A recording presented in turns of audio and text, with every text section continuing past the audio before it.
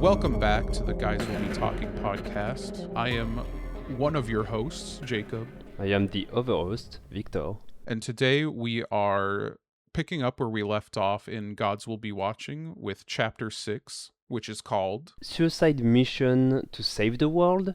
It is called that, but there is actually a better title for it. So, Okay. Gods will be watching all of the soundtrack you can find on YouTube or Spotify or whatever.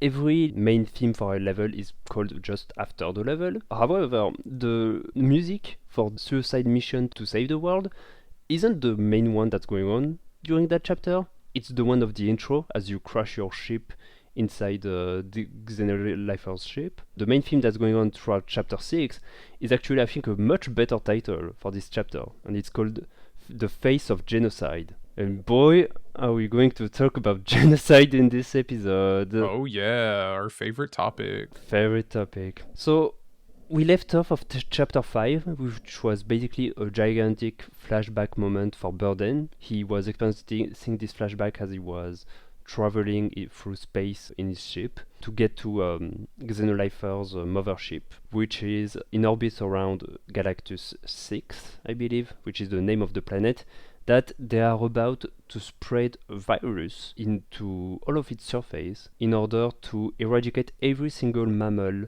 that lives on the planet. The reason they do that is because Galactus 6 has a huge human alien slave ratio, and spreading a virus that would only kill mammals would basically only kill the humans living on the planet and freeing the aliens. As an ultimatum to the Federation, which is the government or political body or whatever that owns this planet, to make them abolish alien slavery. Our main character, Burden, knows that the Federation will not agree to those terms, and so launched basically a suicide one-man mission to stop Xenolifer. And so the chapter starts once Burden is done with his flashback as he reminisces about space and the meaninglessness of life as he sees the stars in space, which is basically also a parenthesis here, but good writing. I don't think the writing in this game is consistent necessarily, but I think this is a great piece of writing, this monologue that Burden has. Yeah, I literally wrote this entire monologue in my notes. One, because it was just, it hit. But also when I revisited this chapter after beating the game, I kind of started wondering if this was hinting at something that we won't learn until chapter 7.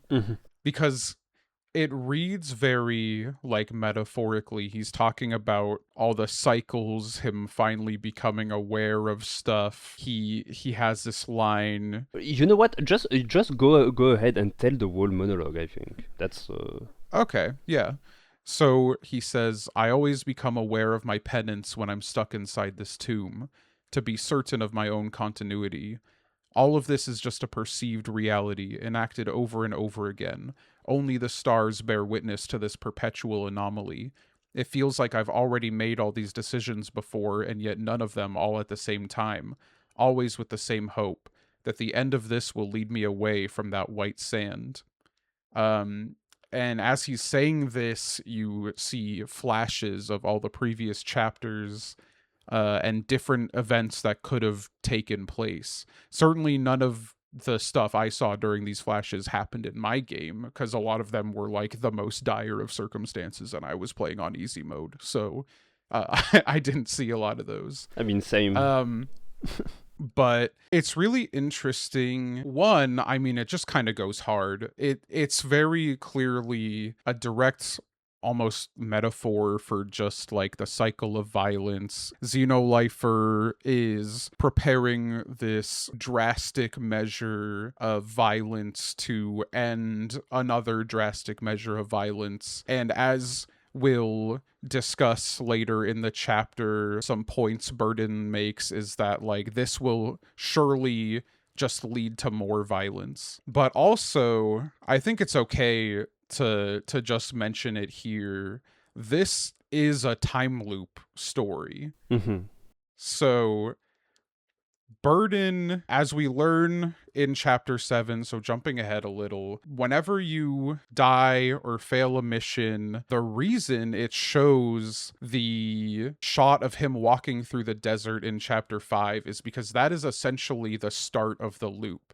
Anytime he dies or fails, he gets reset back to that moment. And so I'm starting to wonder if this monologue is also hinting at the fact that he's starting to become aware of this, because he makes it much clearer later that he always forgets he's in a loop until a certain point. Yeah. But this feels like he's starting to come to. I think it's also really interesting that when he crashes in, before he makes it into the lab, Shaman just knows it's Burden. He's not like, I'm pretty sure it's Burden. It's like, this is Burden. Is it because Shaman knows Burden because they work together? Or is it because Shaman has some of the Oat-Mahun time powers that he is basically already aware of this moment happening? Yeah, Shaman is a character that has been, we will learn later on, but like, it's always been kind of implied he has relations with the aliens that we are not super sure about. They're not made explicit, but him sensing Burden is kind of a way of the game telling again, oh, this weird dude that has psycho powers, but then it will get expanded on the DLC chapter of why is it that it exactly that he could sense it that way. I think something else to I agree with everything you said. Like it is a good piece of writing, and it also hints at the time loop thing. I think it's also the first time you get a Burden have a heart-to-heart kind of alone here, because I mean all my homies love Brandon, but Brandon won't react emotionally, won't connect emotionally here to what's going on. This is the first time you have a sort of this nihilism coming from Burden. Yeah, he hasn't really questioned what he was doing this whole time. He's very much been, I'm on a mission and I will accomplish it and you will help me accomplish this mission. And this is definitely the first time he's really like thought about it, you know? Like, yeah, at least that we're aware of. Yeah, like there is this huge contrast between this guy that like in the most desperate situation, we pull the team together and we'll always know what to say to make people motivated and know what to say to be like, hey, every single effort matters. There is nothing that's meaningless in our struggle. We all must stay together, and that's how we survive. Like, always rejecting the notion of giving up. Always rejecting it. When in the torture chapter, chapter 2, when Jack is like, hey, why don't we just give up? I've had enough. I've fought long enough for Everdusk. And Burden is like, no, I need you alive to get through this. You can do whatever you want afterwards, but for now we need to hang on to every single hope we can. And right now, I need you because I cannot do this alone. And it's like, yeah, and then all of a sudden, once he's alone in that little space capsule, he's like, look at all those stars, like all the billions of humans in the galaxy. Some of them, I'm looking at them and they're already extinguished, because when you look at a star, due to the speed of light, you may be looking at a star that's already dead in the present. Yeah, this is really like the first time in the game since he essentially spawns in the sand that he's been alone. Yeah. So, like, I don't know, he just like me for real? Like, you start getting existential and nihilistic in the shower when you have no YouTube video essays to listen to quiet your mind. He's just sitting there staring at the stars going like, fuck, what am I doing here? Damn. He just take me for real. But I think, yeah, that is also what leads me to kind of think about this almost as him coming to realize the loop he's in, because yeah, like you said, he's always pushed everyone else to move forward. He's always believed in the mission and believed that they could do it and that giving up would be the wrong choice. But as he's becoming aware that he's never succeeded in, as he says, millions of times he's tried, he's finally kind of losing that hope a little. Yeah. And I think that also shines through in chapter 6 during the actual gameplay, because you can see just how desperate Burden is. Great transition. So the contemplative chill music that we were getting stops, and we get a big a huge banger of music for the suicide mission to save the world. That accelerates with some electro and stuff. Damn, talking about music is hard. But it's great. You should listen to it. Like even if you don't play the game, just everything this. So the artist is Fingerspit on Spotify and YouTube. Great shit all around. Yeah, the music was good the whole time, but chapter 6 was the first time I wrote in my notes like, this song fucking rules. I actually listened to this song in my focus playlist when I need to get shit done or program or whatever. So hell yeah. In my little playlist will pop up. I will see pop up on the bottom left like the face of genocide, and I will be like, hell yeah. Let's go. That's me, baby. Yeah. All right, so you want to talk about, like, just introduce what we're doing in this chapter?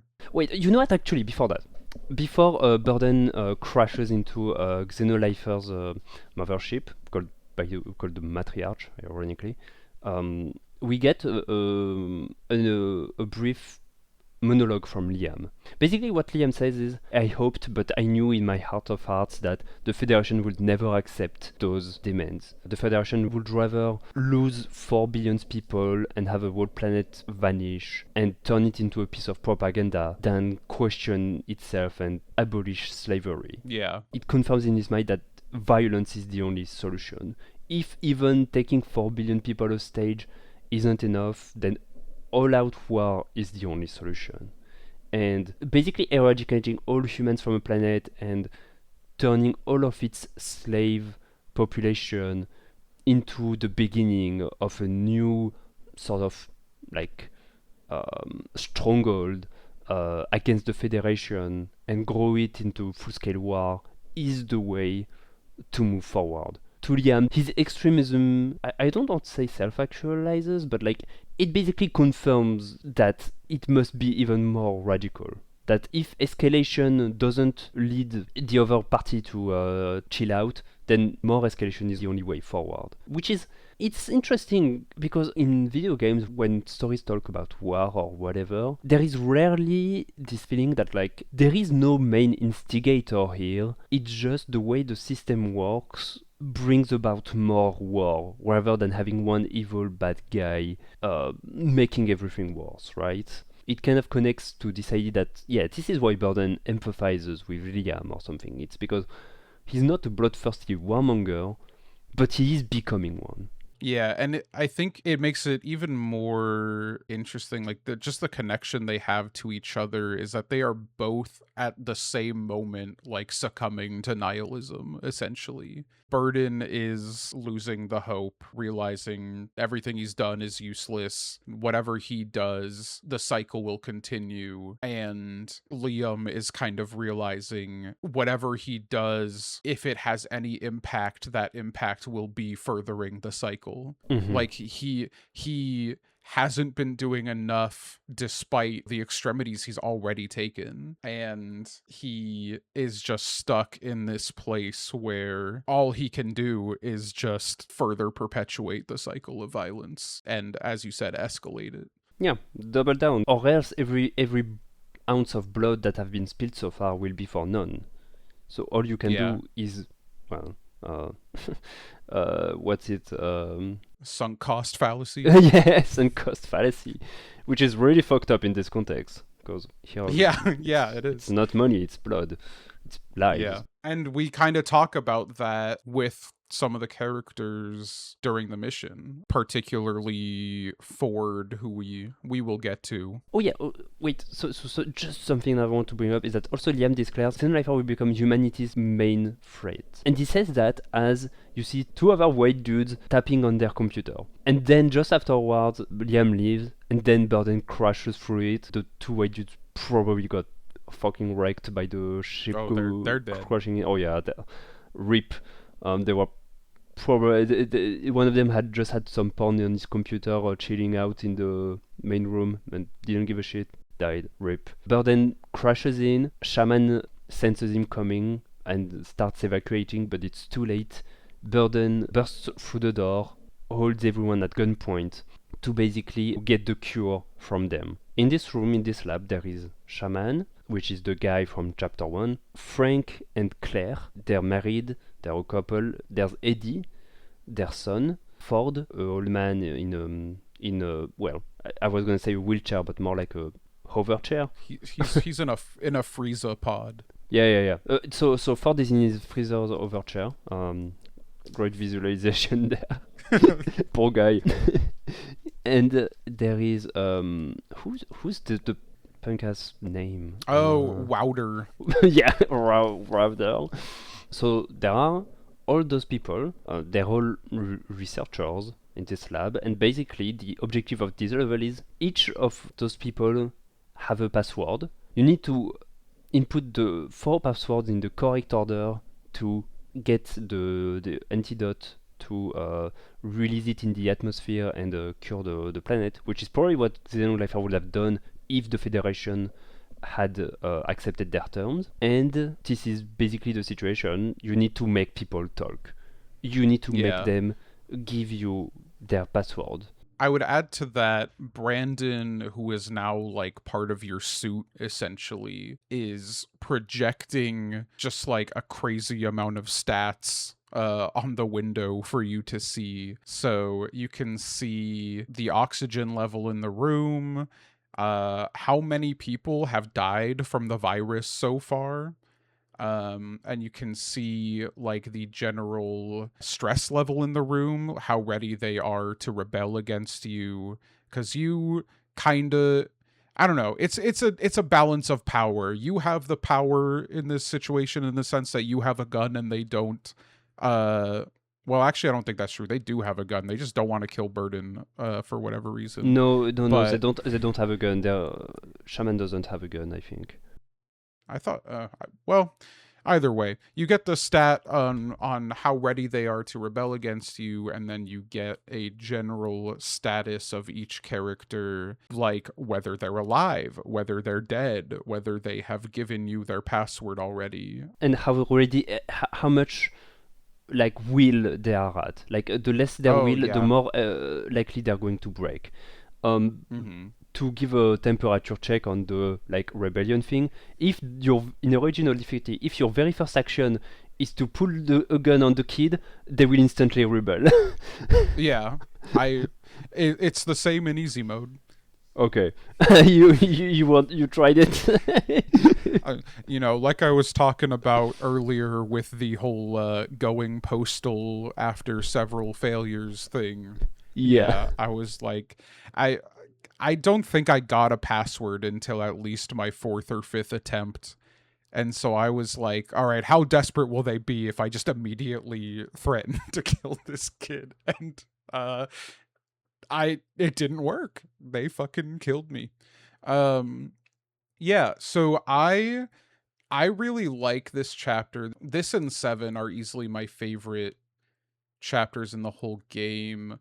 Mostly because I just feel like this is the only one where the gameplay and story are happening at the same time. I mean, there's the sort of meta story going on in the other chapters where the mechanics are the story, like what you are doing and the choices you're having to make are the story of it.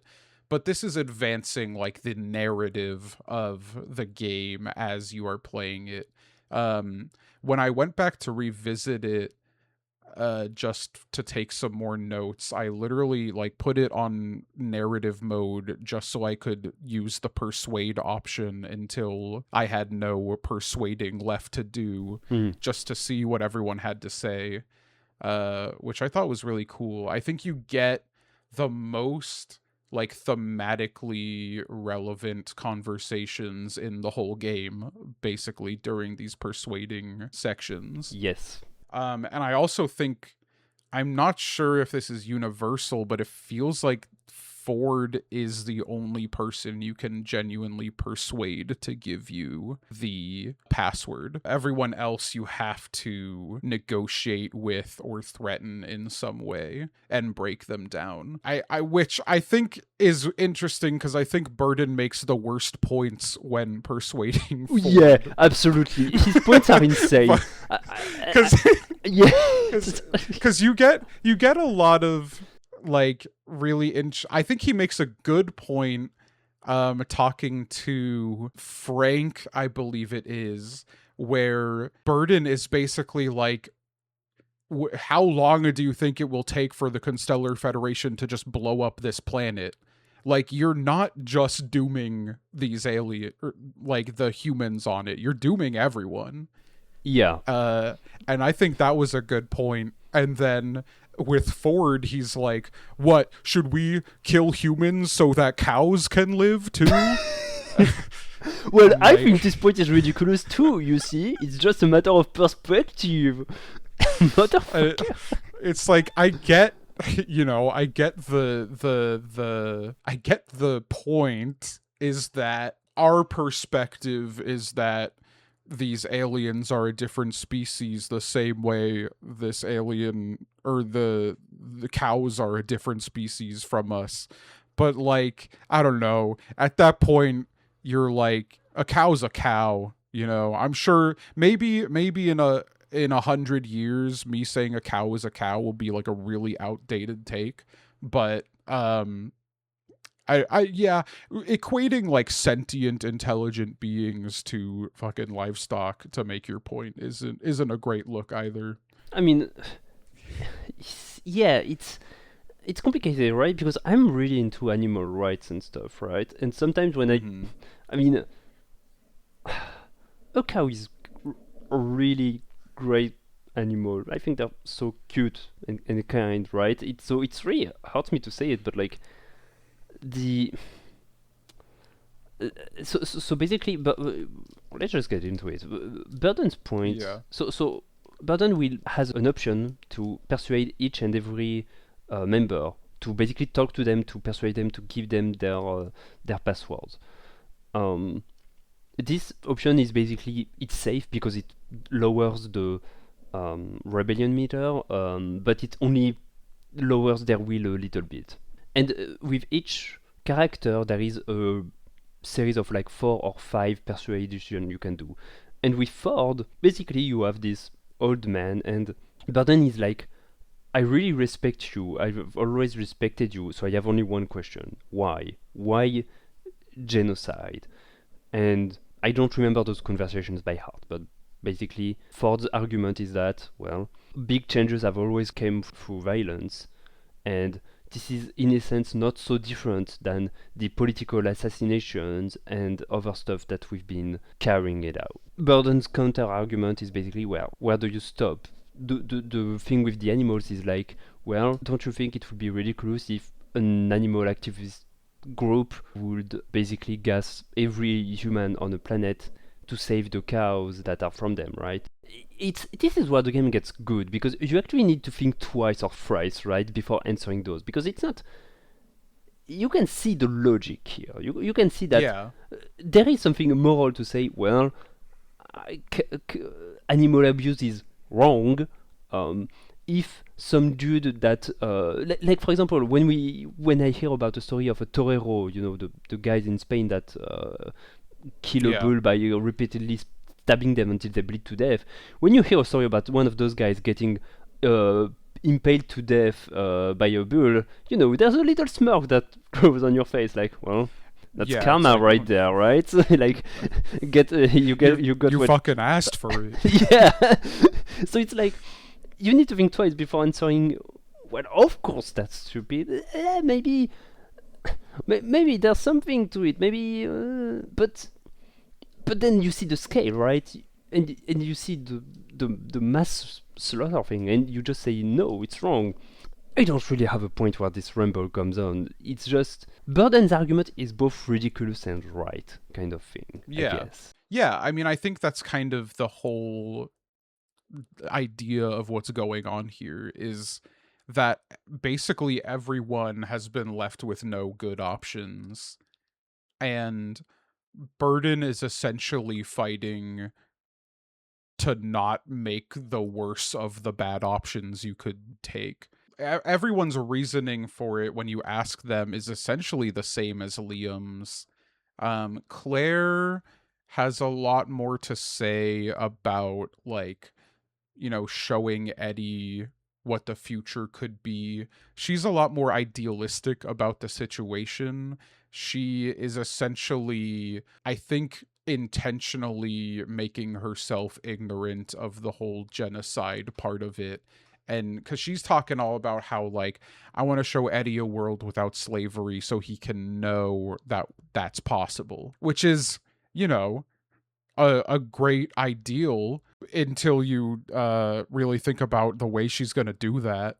And that is essentially what Burden is arguing against her with, is like, that do you really think all 4 billion humans on this planet are slavers or are, like, at fault for the slavery? Sure, they all benefit from it, but what about the kids that are Eddie's age on this planet? Like, do you think they deserve to get killed in this genocide as well? And Claire just doesn't have an answer for that. Actually, no, at some point in the conversation, she basically goes, "Yeah, I do. I do believe that's what we should do."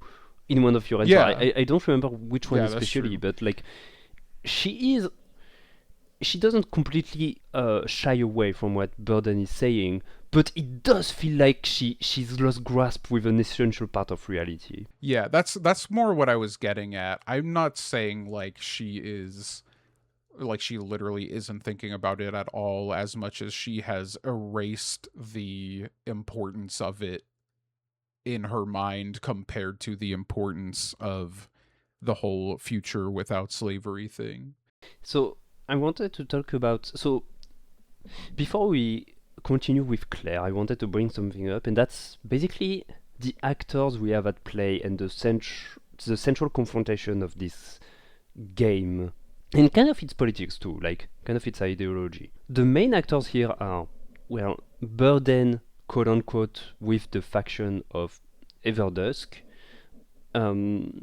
which is we really didn't really talk about it before because it's like, it's a nebulous faction. They're basically here to fight for humanity's knowledge or whatever. And Burden's whole mission was infiltrate Xenolifer and make sure they don't go too extreme. So they're kind of a neutral party that doesn't want big bad things to happen or whatever. They're the shit libs, or the libs, Yeah. whatever. That's kind of where I was leaning to. They're the status quo enforcers. Right, yeah, the status quo enforcer, or even in an even more abstract manner, they seem like the most common sense to the player who has been incarnated Burden this far. Because Xenolifer is being shown as the extreme. Xenolifers are Antifa, basically. In more ways than one. In the sense that, Antifa is also a concept that doesn't really exist in reality. It's not a real organization with a core. But Xenolifer in the game is what the fucking shitheads Republicans right now think Antifa is, right? Yeah, definitely. Guys that are ready to gas the whole planet for ideals and communism and shit. Yeah, they are that vision of Antifa personified for sure. And on the other hand, so the extreme right stuff will be, or fascist stuff will be, the Federation with their whole slavery thing and the holistic empire. But the thing is, these are secondary entities. For this game, they are secondary entities. They are not the main point. The main point is Everdusk/Burden versus Xenolifer/Liam. The game kind of assumes in its politics kind of that you already feel kind of the way either Burden or Liam does, I think. Yeah, I mean, I think that it's interesting that we don't really see the big fascist government, because it's just kind of like, this is just what the world is. Like, it's just a more extreme galactic version of the world we live in. We don't need to introduce you to that. And I think that's kind of the stance that this game feels like it's taking. Yeah. And what we essentially have here with Everdusk versus Xenolifer is we have like the revolutionary who doesn't know what they're doing, and the shitlib who wants the status quo to stay the same and says like things aren't that bad, whatever. But I think what makes Burden interesting is he's like struggling between them. Yeah. Like he comes from the status quo perpetuators, but he doesn't really want to be that, I don't think. He clearly is really inspired by Liam and really empathizes with it. He says it directly several times throughout the game, but they are both struggling to come to some meeting point in the middle of extremism and nihilism. Yeah, and you know what? And it shows, and some bizarre ideas start to come from that through this contradiction. Especially, it really jumped at me in the dialogue between Burden and Claire. At some point, Burden is like, "Well, why don't you guys do resistance stuff? Why don't you become teachers to teach about how slavery is bad?" She's basically like, do this slow, safe, not safe actually, do this slow activism thing to change things and don't go and do a genocide. And the way he puts it is like, well, active genocide or active violent resistance like that is the easy option, and it's easier to have a gun and like point it at people than it is to sacrifice yourself. You are more ready to sacrifice other people's lives than you are to sacrifice yours. That's Burden criticism. Mm-hmm. And Claire's answer is kind of, we're all going to die. Like the activism is going to kill us. This is where things get bizarre for me, because to me this is the opposite. If the listener couldn't tell already with my big ass accent, like I'm French. When we learn about the French resistance during the Nazi occupations and stuff, we learn about the people who have been passively resisting the Nazis by hiding Jews or whatever, and we've been learning about the resistance, the guys actually taking weapons and blowing up trains and shit. People in the resistance tended to die way more and have way more violent deaths than the people who passively resisted. Like, it just doesn't work that way. You can have a nightmare state that spies on everyone and that wants everyone's blood, and that will basically on its own curb stomp the weak, and anyone that gets the vibe check of, oh, they're a resistor or whatever. Like, there is a genuine sense of like, yeah, people that do activism and shit are genuinely vulnerable, but taking up arms isn't safe. It never is. So, and I haven't completely formulated my mind on this question, because I'm like, how much is it that the game is contrived to have an opposition between Burden and the other characters, and how much it kind of comes to those bizarre contradictions? Because to basically give Burden arguments, it feels like. What do you think, Jacob?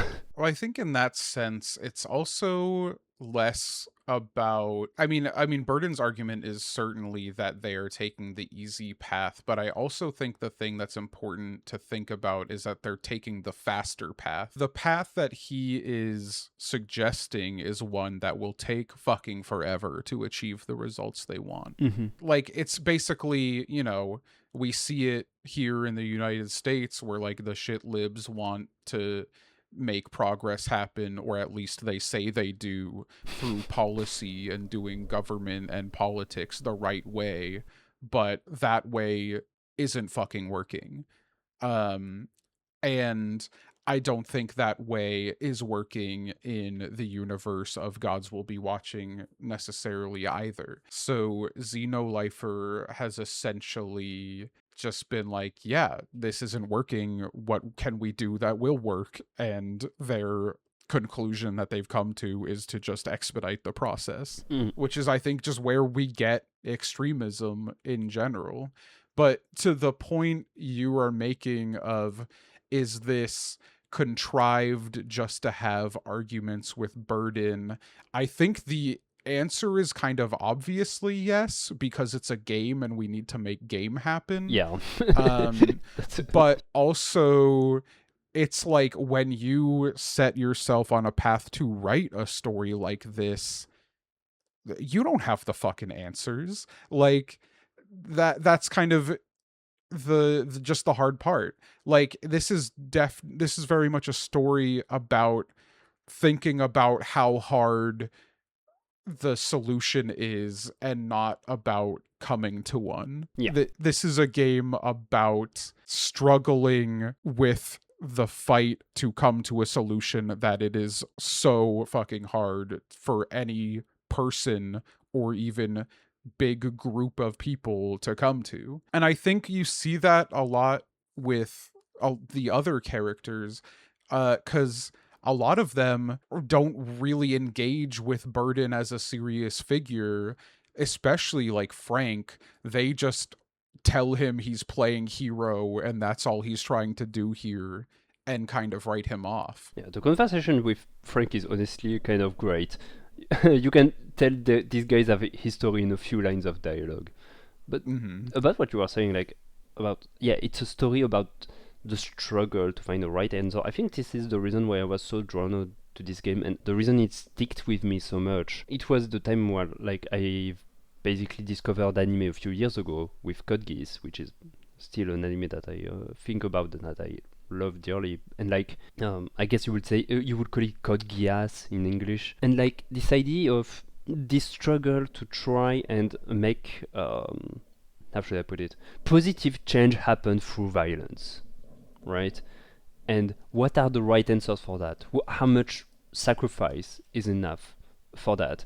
We were talking earlier about how Liam came to the conclusion that, like, he needs to spill more blood to make the blood spilled until then not wasted. Well, that's literally a quote from Lelouch in Code Geass, the main character. It's, you know what, okay, thought exercise, Jacob. Do you think if there was a way in the US, in the plantation way back then, that are, you know, have an insane ratio, slave to owner ratio, do you think it would be moral to send a poison that basically only kills white dudes in the vicinity?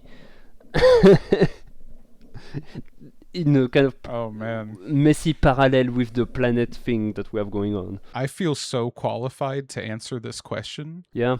I don't know, man.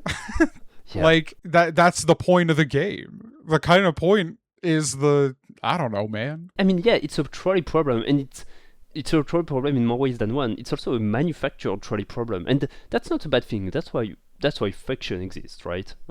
Yeah. It's a trolley problem in the sense that we've never had in history a group trying to do good things go to this extreme. This simply didn't happen.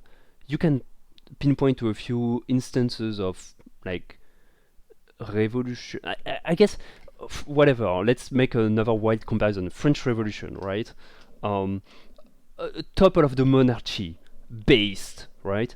A lot of fucking people died. A lot of fucking people died in this, that weren't necessarily guilty. It was a lot of pointing the finger at one another and accusing of being a fake revolutionary. There was the terror age afterwards, which had even more of this paranoia going on. But the reason the chaos that brought up Alto's death wasn't a directed intention of murder. There was no ideological thing going on here. It was ideological confusion meshing with reality. And so this trolley problem that Presence Gods will be watching is really an exclusive one that is going to happen in the future, quote unquote, sort of says the game. How extreme should positive change be ready to get? Like, how do you feel as the player in face of this question? I mean, I guess we will talk about this more in the end of chapter 7, where we literally make the choice, but Yeah. what's the good thing to do here? Yeah.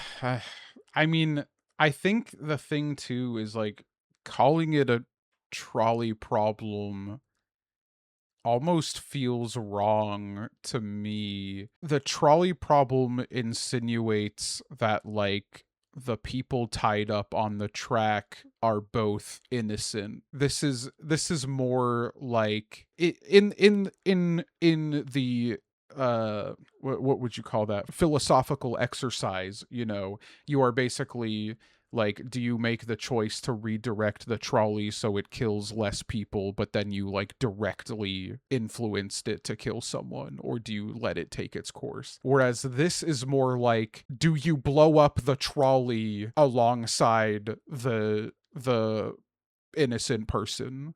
Like, because this isn't the trolley in the trolley problem is almost an amoral force that isn't really the responsible party in this. It's just a thing that is happening no matter what, and you are deciding what it happens to.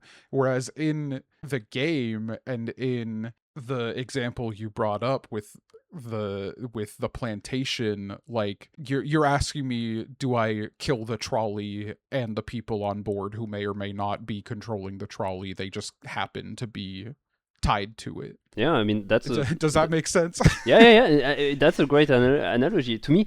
And sorry, Jacob, it further validates my feeling on that. This game is a trolley problem. Yeah, it's a different it's flavor. It's more like it's like super advanced trolley problem. Yeah, and you know what? To also what you said, like the point of the trolley problem is that it's a thing that is going to happen and you can't stop it. It kind of feels that way with the empire and the slavery thing, right? It's like, oh, this is how it is. You know how it is. This is happening and you can't do nothing about it. And that is like, you know, we were talking the point. That's what's happening. And that is how all the Xenolifer people feel, is that 4 billion people are gonna die no matter what. Should we choose what 4 billion people those are? Almost. In a sense, you know what? I'm actually going to bring the kind of Eren versus Zeke argument in Attack on Titan. Zeke is very much, I think we can agree, he very much represents nihilism. Yeah. And Eren is kind of a twisted version of existentialism, where he would rather burn the world than stay idle and face his feelings or whatever. I mean, yeah, another great example of something where like this is just a story of people who have no good choices left to make, who like, do we let them make the worst choice possible? And are we correct in thinking that's the worst choice possible? Yeah. And just to finish the comparison, in the same way, I think that like Liam isn't necessarily, at least if he is nihilistic, it's not in the same way as Burden. Liam and Xenolifer are in the trolley and are being given the choice: do you want to make the active choice, or do you want to let people die? And the sort of quote-unquote extreme existentialism is like, I need to do something. I need to be an actor and to be active in the things that I am doing, because I can't like it's this need to have an influence on things, no matter how bad it is.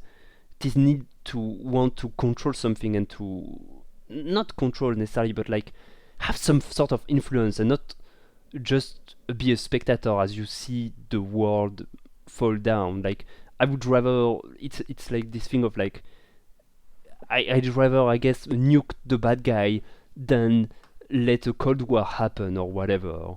If that makes any sense. Yeah, for sure. I mean, it's he doesn't want to resign himself to just reality, you know? He wants to change it, but the only way someone like him or some group like Xenolifer probably could make an impact is by doing something so extreme. Yeah. So, yeah, I don't think we need to like dwell too much in the mechanics of this chapter. It's more about the philosophy and the story. So, Yeah, Hooper is a punk ass bitch, and you need to kick his ass because debating with him is senseless. yeah. No, Wouter hates you. Frank hates you. Claire and Ford definitely seem more empathetic towards you, but they are a bit headstrong in their goals. And Shaman doesn't hate you, but he's like frustrated that you are on opposing sides here. So, okay. So, Shaman. Let's talk about him. Okay. The way the first thing Burden says is like, "Look, Shaman, let's just stop this. I will join back Xenolifer. I will make this right." Burden doesn't try to convince him that genociding these forbidden people is bad, and eventually Shaman says that, Burden, they've massacred my people. I don't see any other choice. And this is why you understand. Okay, Shaman is with the aliens. Is in alien question mark. Later on in the DLC, when Sarah will ask him directly, he will say that he's been adopted by the Hobmaun, which is a race that has been genocided by the Federation. And so Shaman is kind of the only alien representation of it. And to tie it back to what we were saying, where it's like the only actors here are the status quo preservators and the quote-unquote Antifa. In very much the same way, both actors are fighting for the sake of other actors, the victims, which are never shown in this game. And I think that's interesting because, again, it's this idea that the game kind of already knows who its audience is, I guess. Like, we are two white dudes, two guys talking, two white dudes living through, one of them, I mean, you living through the death of the fall of their empire, me looking at, I mean, the fuck ups of mine, and basically from our own room, wanting the best for people we don't know that aren't there. I guess I understand this approach of the game, but I do think there is something a bit rotten here, right? That we don't get the proper point of view from, I don't know, a slave alien on this planet, right? How do they fucking feel about the whole thing? I mean, I think that just, it goes back to the whole, like, feeling of helplessness in everybody. Like, yeah, where everyone here is external to the cause, but they believe so heavily in it. I don't know. It's just like how it be. You know? I don't know if I have something smart to say about it. Like, I think that including the alien perspective would be a different game. It would be a different story. Yeah. Which I think is like what we get in the DLC, and I think at least a little bit of it just through Shaman and through interacting with the Oatmahun artifacts and environment and everything. And the DLC feels so different than the rest of the game. Yeah. To me, at least. But I don't know. I mean, it's like I feel strongly about the genocide in Gaza. You know, I don't know a single Palestinian person.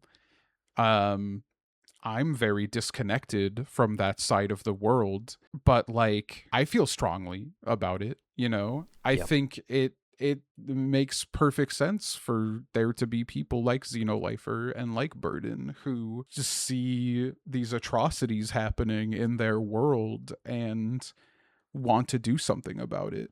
And in this sci-fi galaxy spanning adventure game, they do kind of have the power to do something about it. Mm-hmm.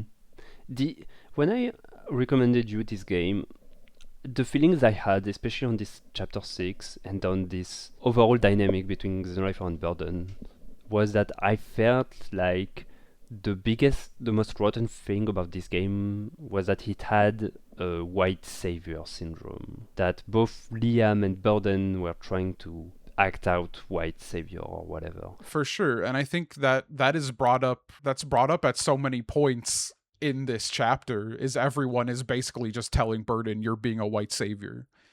But like so are they. This is why this is why I'm glad I replayed this game, because honestly, yeah, this game is more self-aware than I remembered it to be. Like, when I was a kid, I was so focused on this, well, without even knowing the term until I would know the term white savior like 10 years later.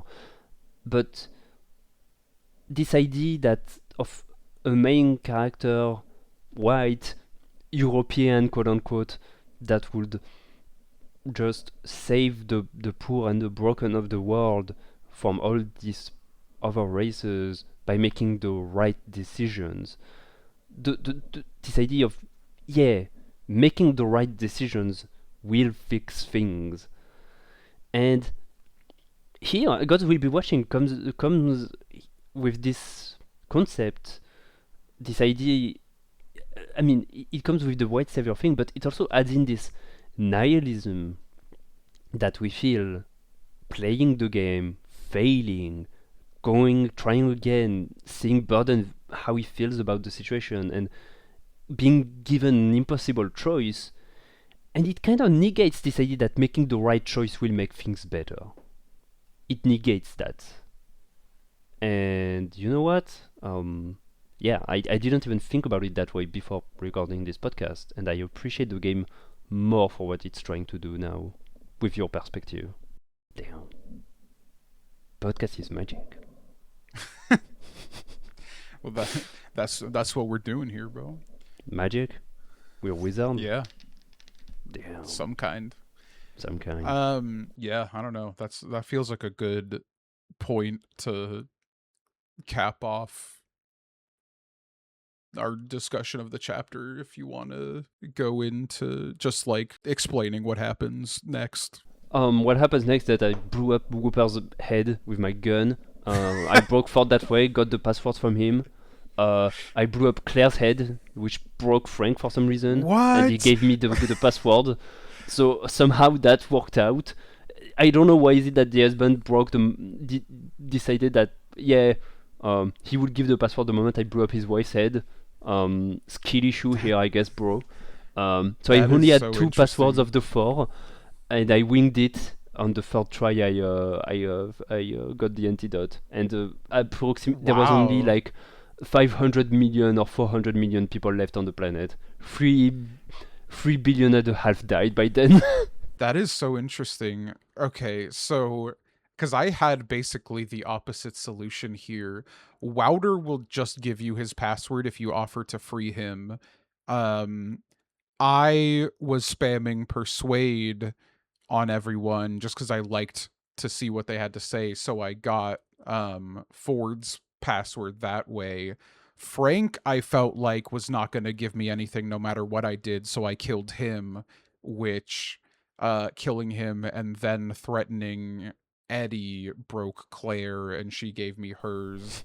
And I don't remember how I got Shaman's, but at that point Shaman was also just broken. I've never succeeded getting Shaman's password. Oh really? Yeah, I wish I remembered how I did it, but maybe, I mean, easy mode. Yeah.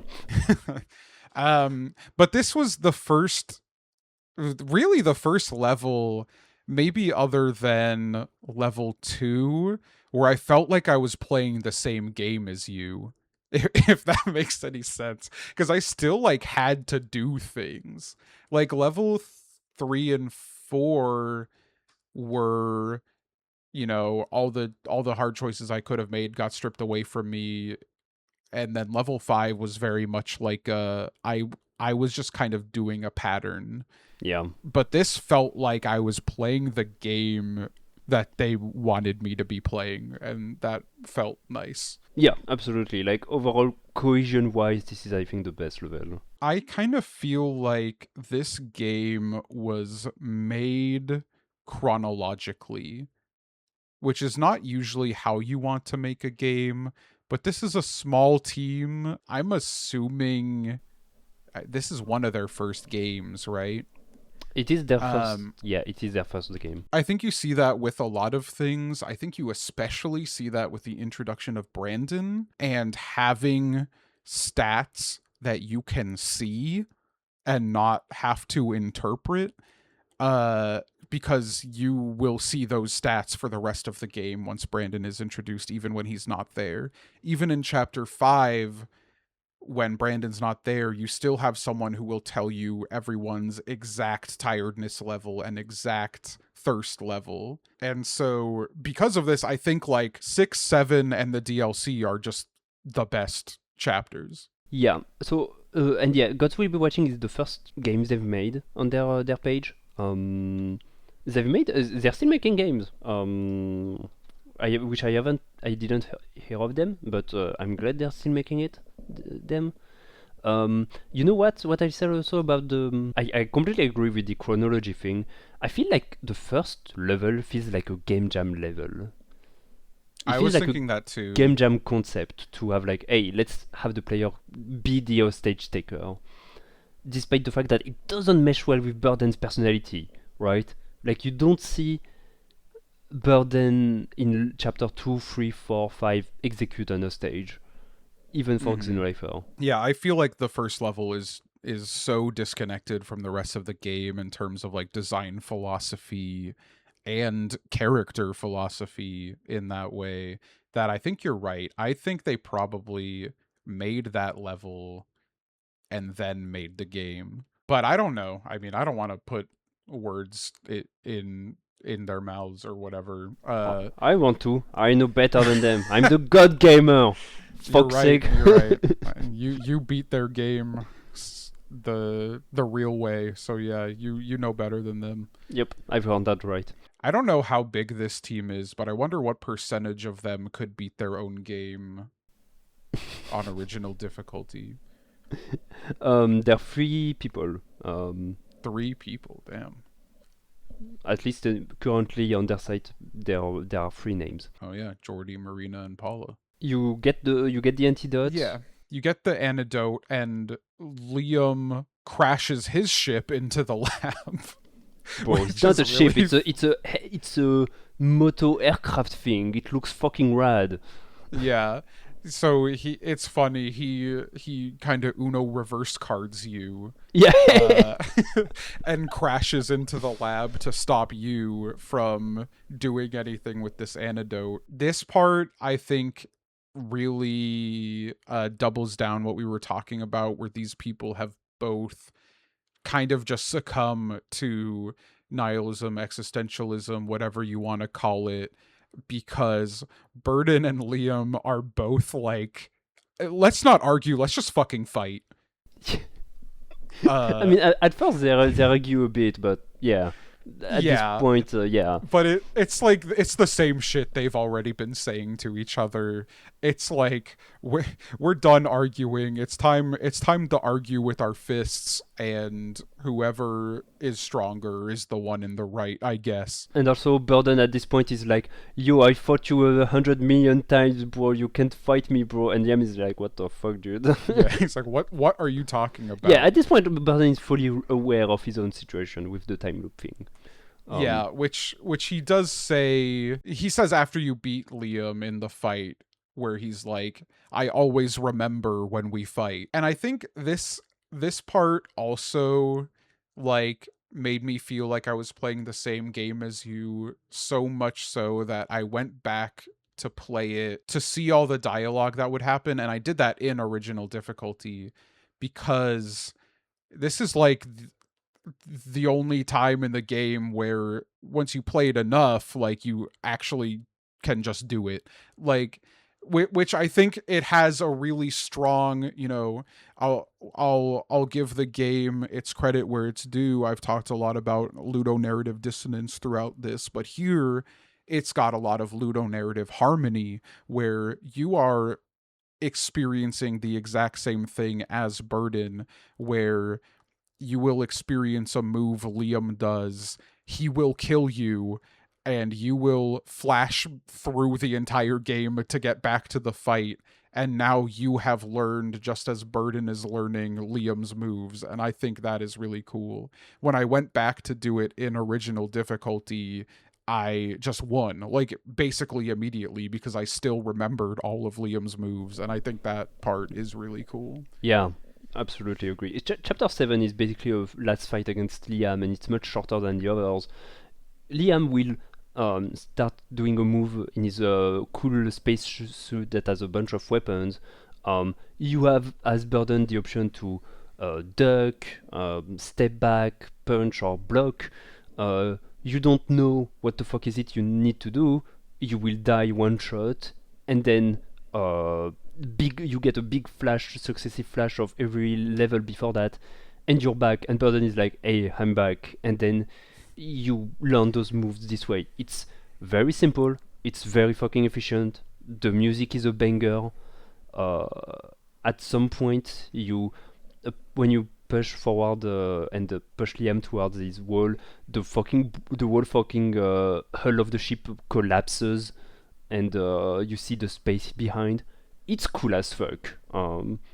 It's a great last fight. Like, you don't expect this kind of game to have a good last boss, but fuck me, it does. It does. And it's another way in which this game is not a point and click. You should not have advertised it as a point and click. You can't. Yeah. Yeah. It doesn't describe what it is. Yeah. So the first time I went through this, I died so many fucking times before I was really learning what was going on with the moves and how to tell what move he wants to do. What I love is that, like, Burden will start commenting on it. Liam, no matter what, will open the fight with like the blue jab move. Yeah. And Burden will say, like, you always start with that. And Liam, of course, has no idea what's going on, so he's like, what the fuck are you talking about?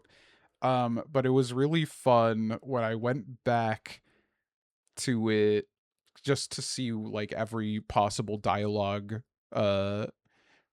occurrence, and just dying over and over again on purpose to see what Burden would say about it. He has a lot of cool lines. He has this line where he's like, 7 fucking years to get back here. Yeah. And then but the when you exhaust all possible dialogue options, the last thing he'll say on repeat is like, you always open with that blue jab, which was really funny when I was like intentionally dying to it over and over again to see what he would say. Yeah. And he would just be saying, you always start with that blue jab. Ah! You always start with that blue jab. Ah! And that was a great loop for me. I really didn't expect that you would come, like, go back to those 2 chapters. I mean, not those 2, but like in general, play the game again to experience it again. Like, I really, yeah, I'm even more glad in retrospect that I chose this game, even though it's like, I didn't expect we would get this much from it, from talking about it, and that you would get this much from it, despite the horrible first chapter's original difficulty experience.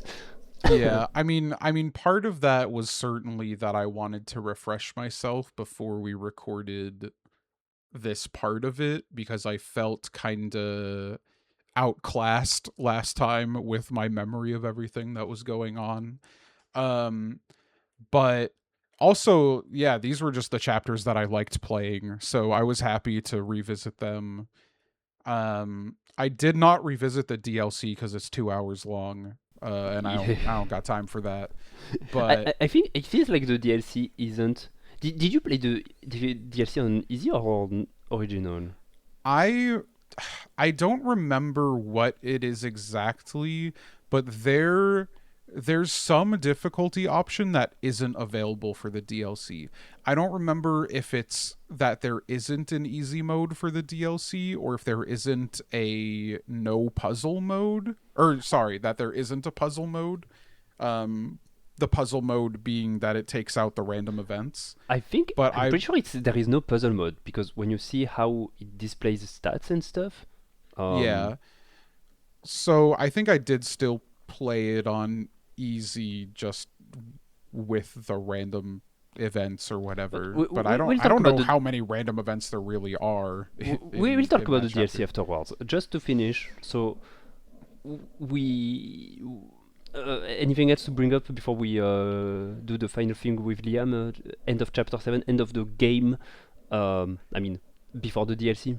And no, it was cool. I like that it really felt like I got what the game was doing finally. Um with just the combo of chapter 6 and 7, with the revelation of the time loop. It really kind of brought everything together. It answered the questions I had of like, why are these characters back when they died before? And it kind of doubles down on the philosophical questions being asked throughout the game, and it makes more sense to, like, really what we're talking about here is that the loop, like, it's not just a cycle of violence in the traditional sense. It is it is a time loop of violence that Burden is experiencing, and it just makes it really wraps it all together for sure. So Burden ends up cornering Liam and beat his ass. Oh yeah, the whole time while Liam is using weapons and shit, Burden is just punching, I guess, with super punch from his spacesuit. I don't know. Eventually, Liam is brought to his knees. Um, they are in outer space at this point. The ship is opened up. They see the space. Burden is like, "Damn, I finally beat you," and then he basically goes, I thought if I beaten you, if I finally, after all those fucking years of trying and dying and trying and dying, I would get out of this loop. But nothing is happening right now. Nothing is happening. Some god must be watching or whatever. Uh, and he basically yells fuck you at them.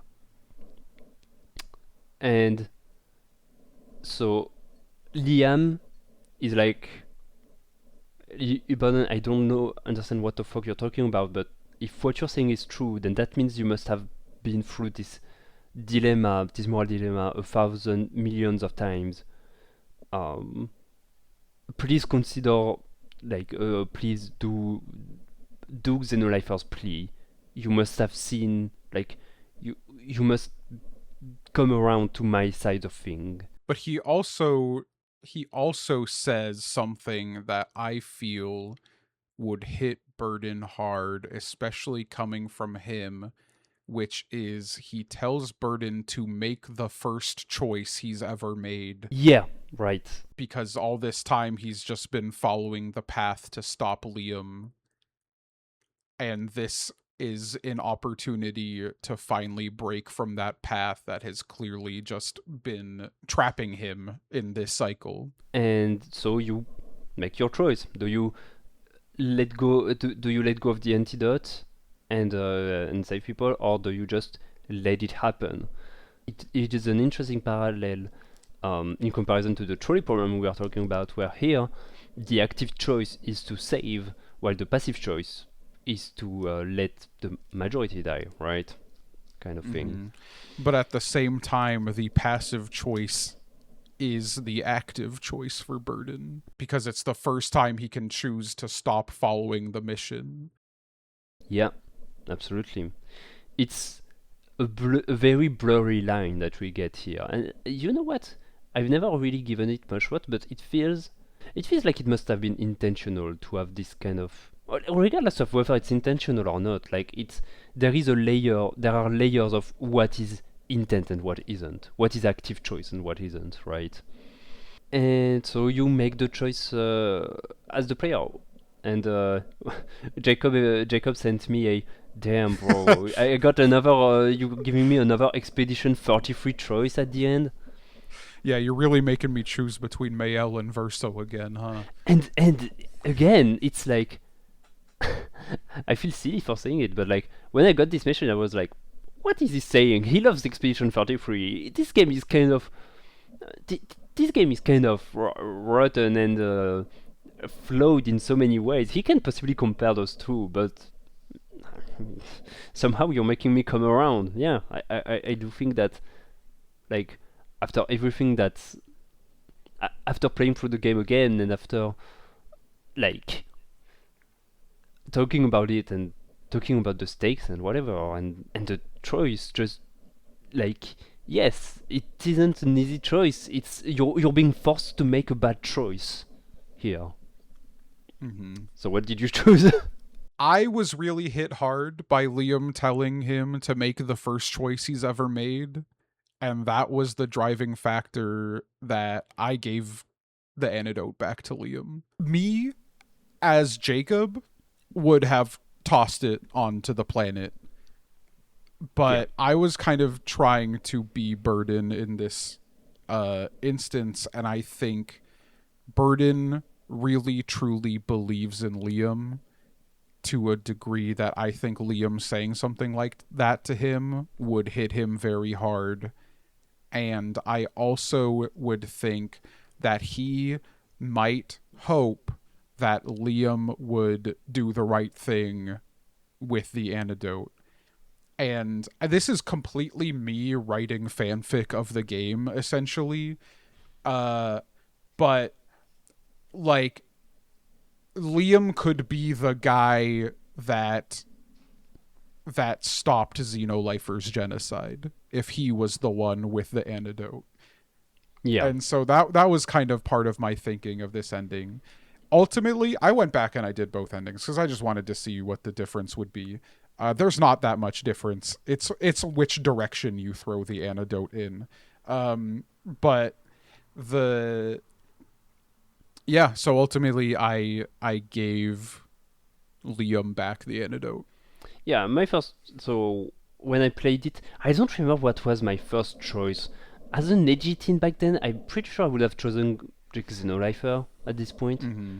Um, but and here I chose Xenolifer again just because I wanted to see what happens, because I in my mind like the DLC assumed that I didn't pick this choice. Yeah, DLC, it's clear the canon choice was not the one I made. yeah, right. And in my mind it was that, and I was like, wait, fuck, maybe I've never played the DLC with the Xenolifer ending, so I just chose that. It turns out no, the DLC assumes you've chosen Everdusk and saved the planet. So I guess we are both genocidal freaks. I guess so. This is the white guy, mostly straight podcast after all. Hey, we're living up to our name. Yeah. Yeah, so you choose which way to throw the antidote, and then Burden is like, fuck this, I'm out. My mission is over. I'm done. I'm tired. Let's get the fuck out of here. He jumps off. He lets himself drift into space. Liam's kind of like, wait, no, don't do that. He reaches for him, but he's too late. And we get credits rolling over this visual of Burden drifting off into space. And then when the credits end, we see him drift into some kind of nebula that I guess my assumption was the thing that initiates the time loop. But maybe that isn't the case. Uh based on the DLC. Yeah, I think it's debatable, right? What is part of the loop and what is cause of the loop? It's Yeah. it's debatable, but yeah, and this ending hits to see Burden after all the fucking struggle, giving up, just throwing himself into space. In what must be like one of the worst deaths possible, right? To just Yeah. drifting away into nothingness. Over this really sad banger of a song, as the credits roll. A nice touch that I really like too is that as the time goes on, like he gets smaller and smaller as you see more and more stars, like more and more stars and more planets. Like he's becoming more and more insignificant. This is a really, yeah. This game presents a really nihilistic ending. I appreciate now that it doesn't necessarily have a nihilistic philosophy to it. At least I don't think the developers themselves are nihilists, but I mean maybe they are. I don't know. I can't speak for them, but I can appreciate that the game is self-critic of itself on that front. So I guess like, how do you think you have a lot to say about the DLC? Because I think there's some interesting stuff to think about it, but I definitely don't feel like I have much to add, especially compared to like the last couple chapters we've been talking about. Honestly, it's pretty surface level because I think this DLC is just cool. Yeah, that's kind of how I'm feeling about it too. Well, I think really we can do a quick section about it. Like we don't need to drag it out. Yeah. But I do think we need to talk about it. Yeah, of course. I mean, it really feels like the almost fan servicey in a way. I mean, it is a DLC, and that's kind of what DLCs are. But it really just kind of feels like all my homies hanging out, and I just get to spend more time with these characters. It's how much time had passed? Do you remember? It's 20 been years. What, like 30 years? 20 years? 20 years. 20 years. 20 years. So we see, I cannot remember their names again, Sarah and what's his fucking name? Donald. Doug. Sarah and No, Donald. that's the one you killed, dumbass. Doug? Marvin! How dare you? I didn't say Marvin. Yeah, but I you said Doug. Oh, dog. Oh, okay. Yeah. What did you mean? I thought Donald's name was Doug, like Douglas. Oh. Okay. So I can't remember if Donald and Sarah were a couple during that time. Yes. But if they were, yeah, they have since broken up, but are still like tied to each other via Everdusk. No, Sarah has pretty much gone independent. I guess you haven't went and tried to get all the dialogues, the possible dialogues. It's too long. Yeah, I couldn't. no, yeah. I mean, if no wanted shit. to. Don't worry. So okay. I guess so. We're talking about the DLC now. I mean, I knew. Well, I guess I shouldn't have said Everdusk. I knew Sarah had kind of split from Everdusk, but they've been reconnected basically for this mission to go find Burden. You're right. Essentially. So the DLC opens on Liam and Shaman at the head of a spaceship, and they're reflecting on how those past 20 years have been hell, how much the Federation had gotten absolute control of the galaxy and they couldn't live like this anymore, and how they've studied a certain journal from a scientist at Everdusk called Dawn, I think is her name. But the notes of this person are goodies that you can unlock if you beat certain conditions of a level. Mm-hmm. I haven't read all of them. I haven't gotten all of them. But regardless, it's about the time loop shenanigans that Burden has been going through. And basically, what Liam and Shaman talk about is how to bring Burden back and ask him to change his decision, because the world they live in right now is a world in which Burden gassed, hasn't let Galactus 6 get gassed, and Xenolifer has ended to exist. Yeah, and Liam is basically like, I know that was the right choice. We need to go convince Burden to do it again and let me make that choice. Yeah.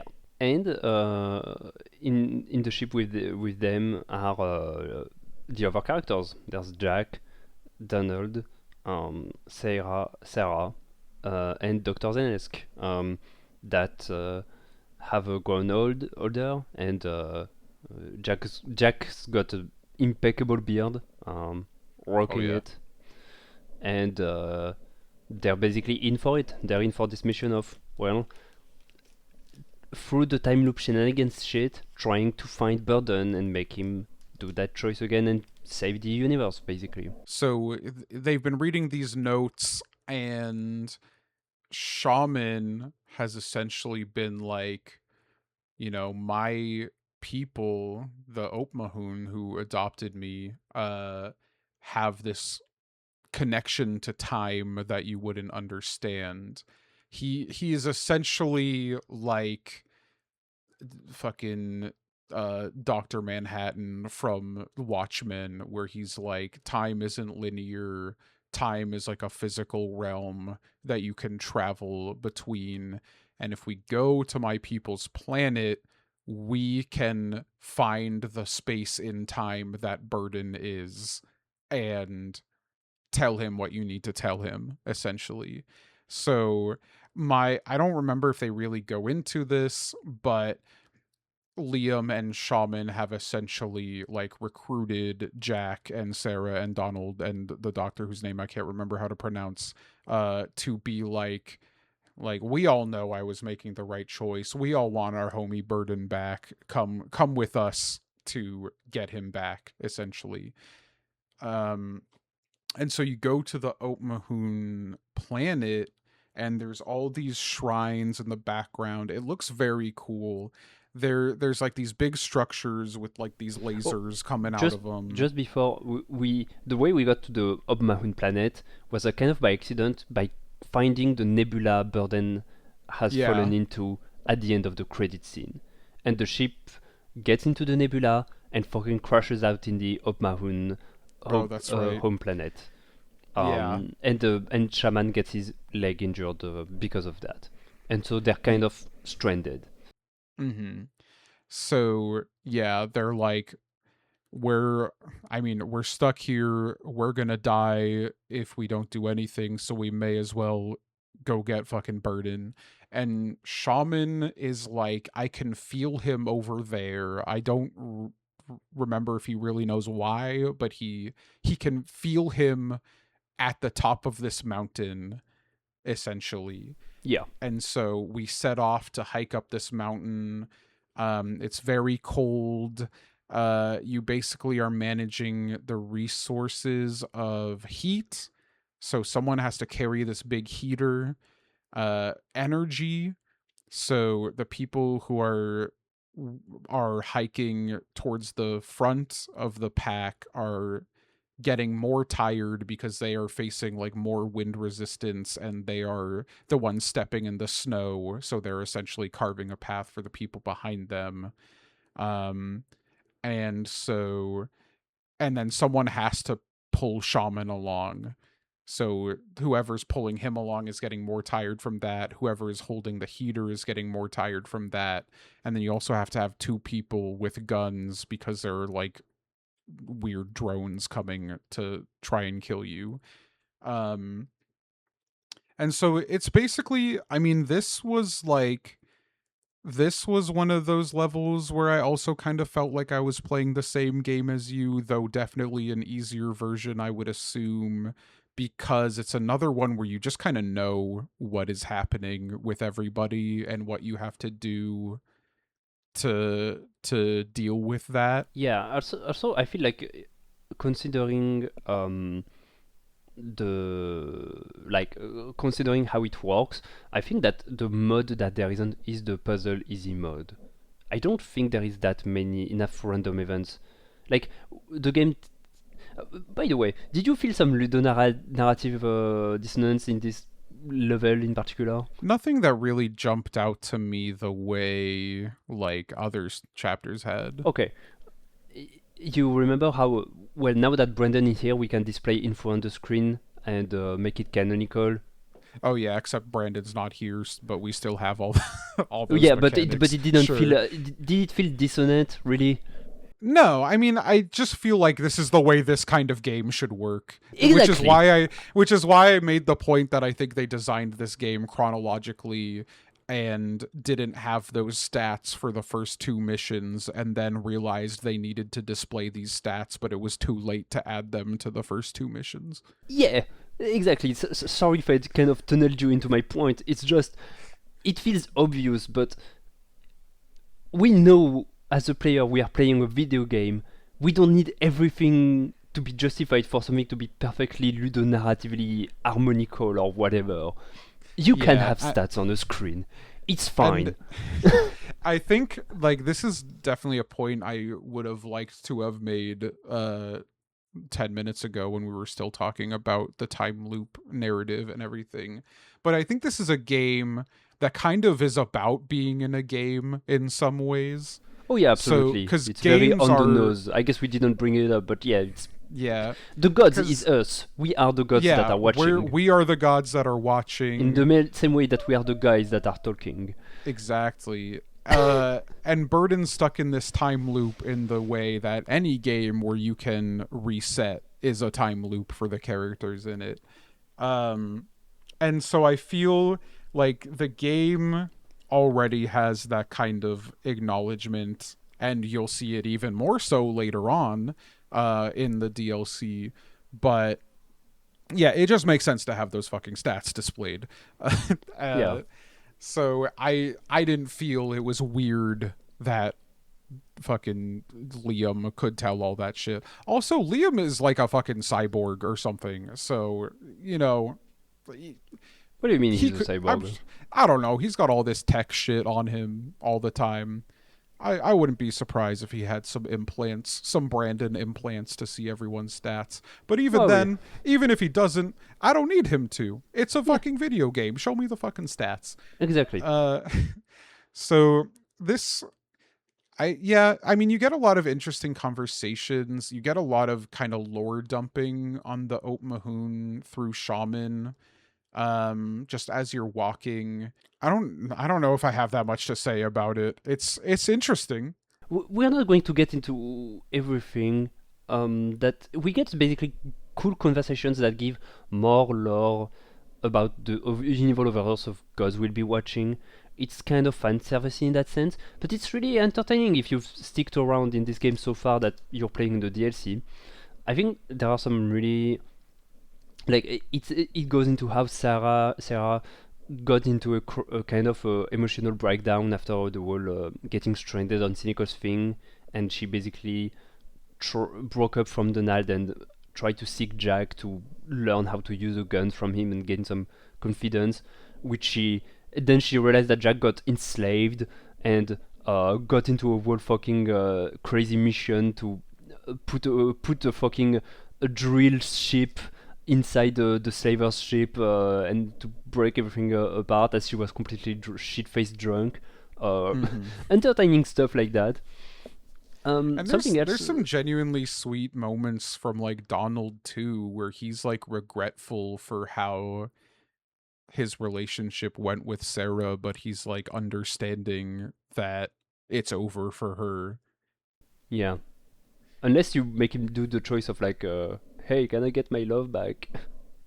Oh yeah, I forgot you have the choice for You know what happens if you I choose, did if not you say pick yes? that one. Yeah. What? If you literally say yes, you literally get the Sarah from Cinecos, which is much weaker than the Sarah currently.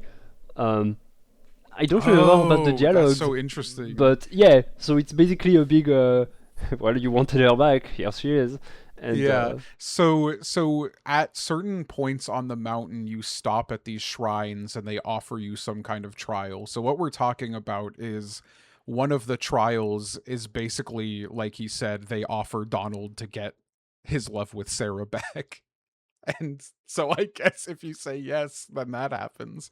I was yeah. like, I don't even think Donald would say yes to this. Why would Liam say yes to this? So I picked no, It obviously. feels like it's Donald making the choice, but it's weird, right? The way since it feels like we're playing as Liam in this case. Yeah.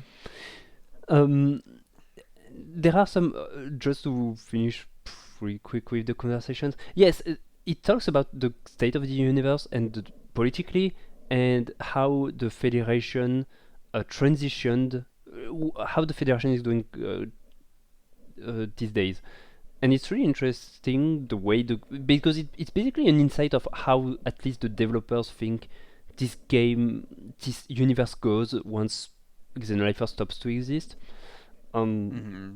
so the Holistic Empire dies out completely. It loses its big war against the Federation. Okay, the Federation, as a reminder, are the ones with the slaves, with the planet, and it goes into how before there was only alien slavery, and now there is human slavery. Um, and the reason for that is that basically how it happens exactly I don't remember, but um, the slave economy requires more slaves to make it work, and so it starts with having prisoners serve out sentences as life sentences doing work, and then it tries it what it does is that they voted a law to have it so that prisoners could have happy lives inside prisons by bringing up their families, which was an excuse to make them have children that would then inherit the life sentence of their parents. Well, not their life sentence, but like, oh, you're condemned 300 years of servitude. Well, you can only serve whatever you're going to live, so your child is going to get the next 100, and then the child afterward and afterward and afterwards. Hmm. Really recreating the slave sort of state there was in the US in Yeah. the 16th. Um, and yeah, it's and the game isn't even trying to put anything nearly close as well. At least in Xenolifer wasn't there. Things kind of settled down. No, the game's argument is that the Federation had no one to oppose them anymore, and so they've eviscerated. Well, they did the whole human slave thing, and also they're basically controlling all of the information, and activist groups are an extinct race at this point. So Yeah. things are completely desperate, and it reinforces this idea that they're here to save the world, basically. Yeah. And like not doing the really terrible genocide thing just made everything worse. So because we ended up basically doing nothing. So what if we just did that to at least have done something?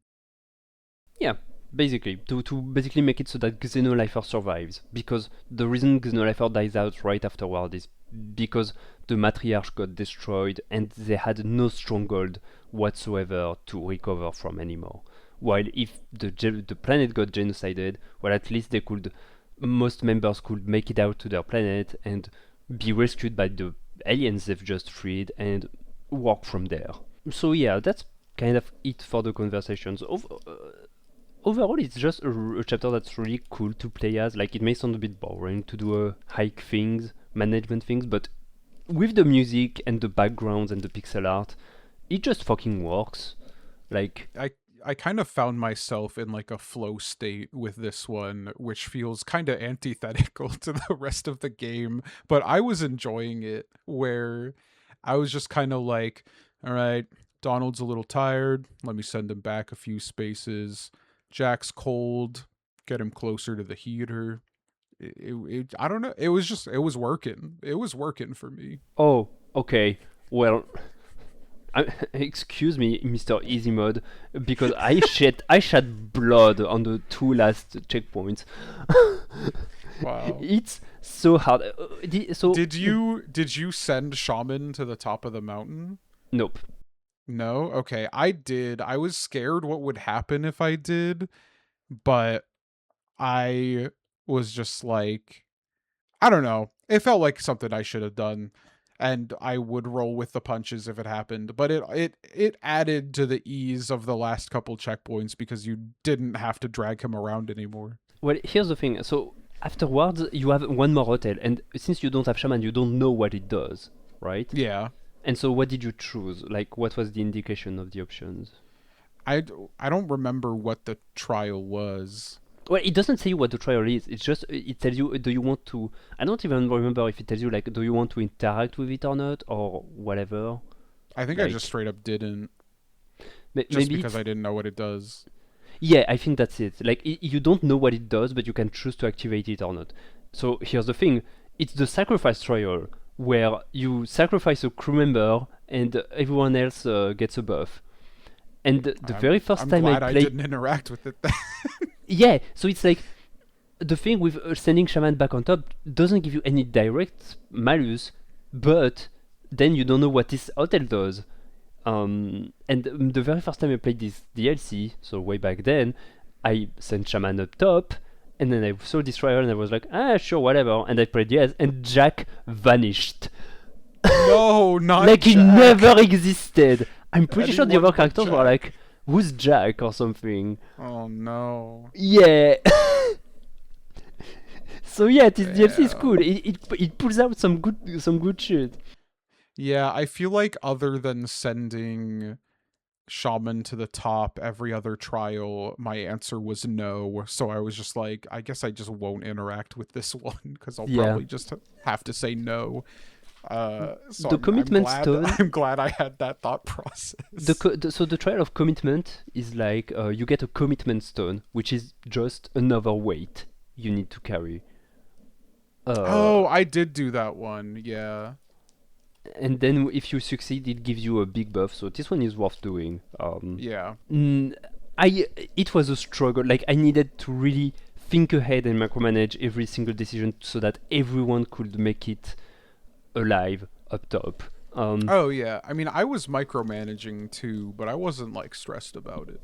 Or like the very last stretch to the top, like I was like, okay, Donald is going to collapse out of 0% stamina. There is no combination I can do where no one collapses either from stamina or from heat. It's impossible. I need to wager on the fact that since it's the last stretch, he's not going to collapse, and it worked. But it was desperate at this point. You were wagering on plot armor essentially. Basically, yeah. Yeah, I kind of had the same thing in the last stretch. Definitely not as dire as you were, but it was the first time I had like two people in single digit percentages. And everyone was like hunched over and like drooling. So I was a little scared that I wasn't gonna make it.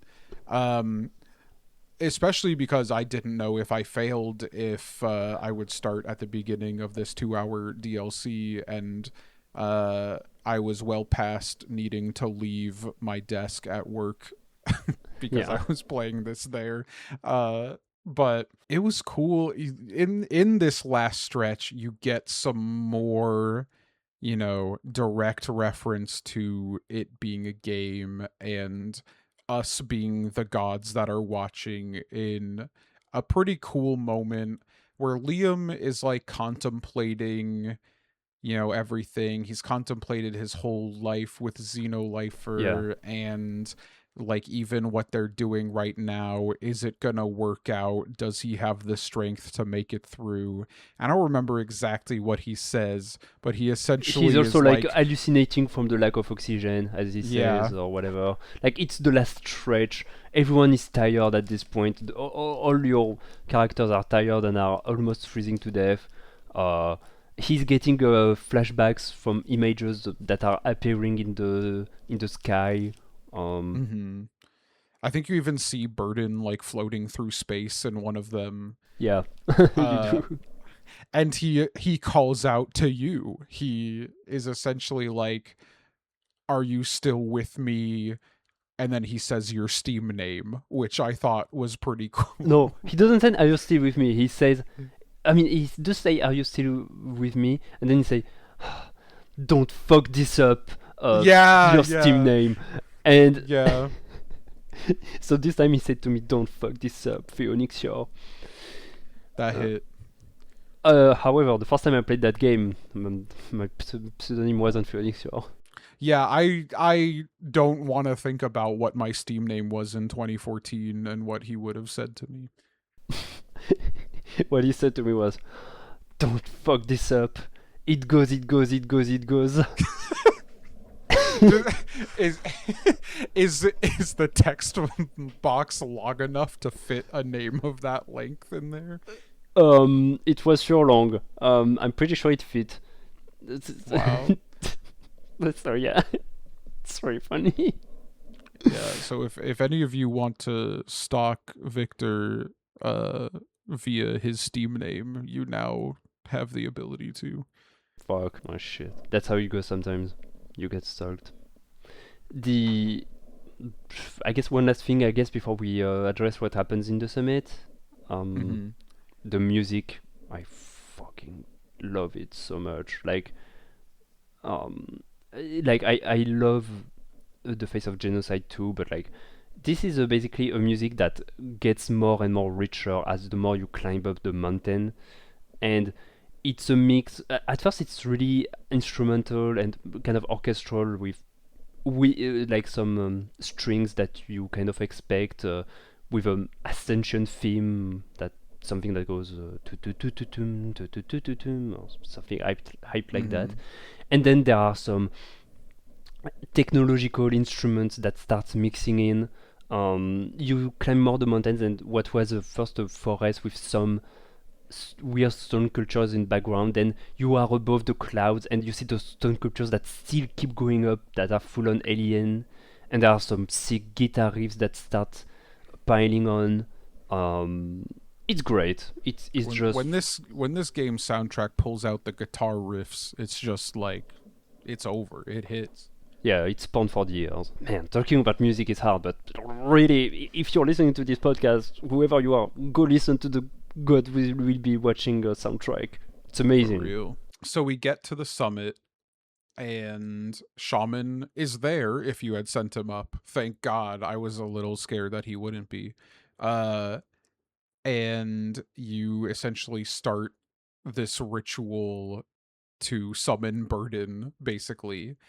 Uh which is going back to what I was thinking about with the little nebula thing, wondering, is that what set him on the time loop, or is him drifting into that nebula us grabbing him from mid space to pull him into this moment via this ritual? Mm-hmm. Yeah, um I think it's totally possible. Both are, honestly. yeah.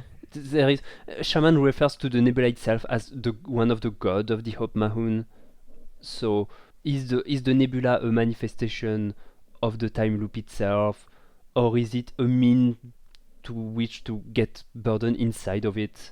It's not clear. The game is ambiguous about that, which, I mean, fair enough. I don't want every single weird time concept explained to me either.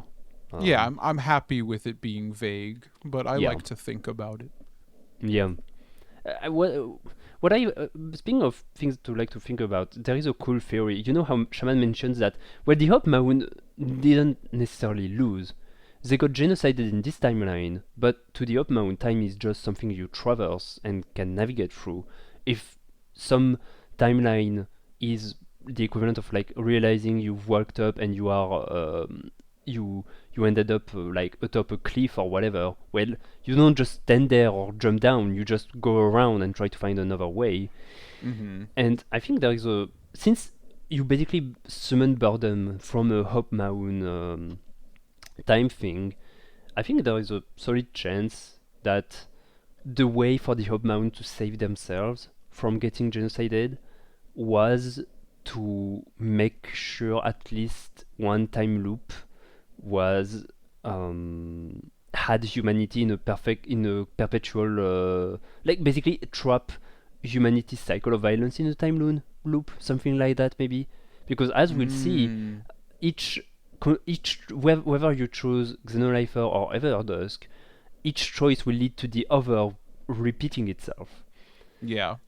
So what happens once Burden is summoned is that Burden is like, dude, I don't fucking give a shit about any of this anymore. Please leave me be. And Liam is like, yo, I don't give a shit if you. I don't remember how he persuades him, honestly, but he's like. Well, I don't think he even does necessarily. He kind of gives his argument and then hopes that Burden will take it to heart for the next loop. And to send him to the next loop, he shoots him in the head. Yep. And that's it. We finish the DLC, we kill Burden once again. And then we flash forward to the choice at the end of chapter 6. And this time we only have Xenolifer as an option. And so we do that choice, same thing happens, but we get a post-credit scene where Liam is discussing with Shaman in the kind of the same thing as the start of the DLC, except Liam looks a bit different in different clothes. There are maybe a bit of color changes or whatever. And Liam is basically like, it's been 20 years and the war between Xenolifer and the Federation hasn't stopped. And it's just kept on going, and we don't see a way out of this. We need to get Burden to make the other choice to make the war end or whatever. And the game ends on that. So this is definitely where it feels its most nihilistic, is that no matter what, the choice was wrong and things are bad. And they're bad in different ways. You know, in the one where you choose Xenolifer, they're stuck in a perpetual war that just won't end. But theoretically, the Federation hasn't gotten to the power of like enslaving humans now too, so maybe slavery is in check feels like the wrong word, but maybe it hasn't evolved to the same degree. Yeah, and more and like some part of the galaxy is free is also the point. Yeah, or at least isn't under the Federation, because the other timeline where Everdusk, rather than you choose Everdusk or /Burden rather than Xenolifer, is that the Federation has no enemy anymore, and there is nothing that can unroot it from this world. And it's interesting to see Liam come to this conclusion here, because I don't know, I feel like, I mean, he in this reality he doesn't know about the alternative, I suppose, but it feels like he would prefer everlasting war with some benefits to like giving up. Yeah, but I guess he doesn't know what comes of giving up in that way. Yeah, I agree. I think that, like, for one, there is it's implied in the Everdusk timeline that Liam, once Xenolifer died almost instantly after the events of the game, Liam has been searching for a way to have things different, and have dedicated his time to searching Burden and studying the journal and shit. Here, it's like he should have been busy with the war. There is no reason why he should have spent any amount of years just after the fact to like study the journal. There is this part that's weird, and also, as you said, it doesn't feel that in character for him to give this kind of epilogue. And also, alright, another French moment. 20 years isn't really that big of a long war. Yeah, especially not when we're talking like fucking galactic bullshit. Actually, maybe there's an argument to be made. Like, in Legend of the Galactic Heroes, I'm assuming you haven't seen it. Nah. It's an anime like it's Legend of the Galactic Heroes goes into the logistics of human warfare in the future and how unsustainable it is to have millions of people die in the span of like 20 minutes. And there is maybe an argument to be made like the warfare in the future is unsustainable and is essentially hell for everyone, and they're stuck in this perpetual hell. But it's not really like it's not giving us much to mention. Like it's more us giving the game benefit of the doubt. It doesn't. It does feel a bit wishy-washy at this point, but it's coherent with the game's design philosophy, right? To have this Yeah. nihilistic ending at the end. You could also think of it like Liam is getting old. He won't be able to lead Xenolifer forever and might be worrying that a Xenolifer without Liam might stop existing the way it did when they failed their genocide mission, essentially. So, like, he kind of returns to the sunk cost fallacy and would prefer that sunk cost to have never been spent. Yeah, that's an interesting way to put it. Right, because turning back time at this point would mean it's the third option of the sunk cost fallacy. You don't give up, you don't double down either, you just pretend you've never spent anything. Yeah, we did it. We have conquered. We have become the gods that have watched, and even more so become the guys who have talked. Damn. Hell yeah. So I wanted to, in the pursuit of further ripping off something rotten, kind of just talk about some other stuff that feels thematically relevant. I'm the kind of guy who, when I get really into something, I want to explore other things that are like that just to kind of carry that high. I've come up with a couple things that I think touch on some interesting points that this game touches on as well, just to like think about.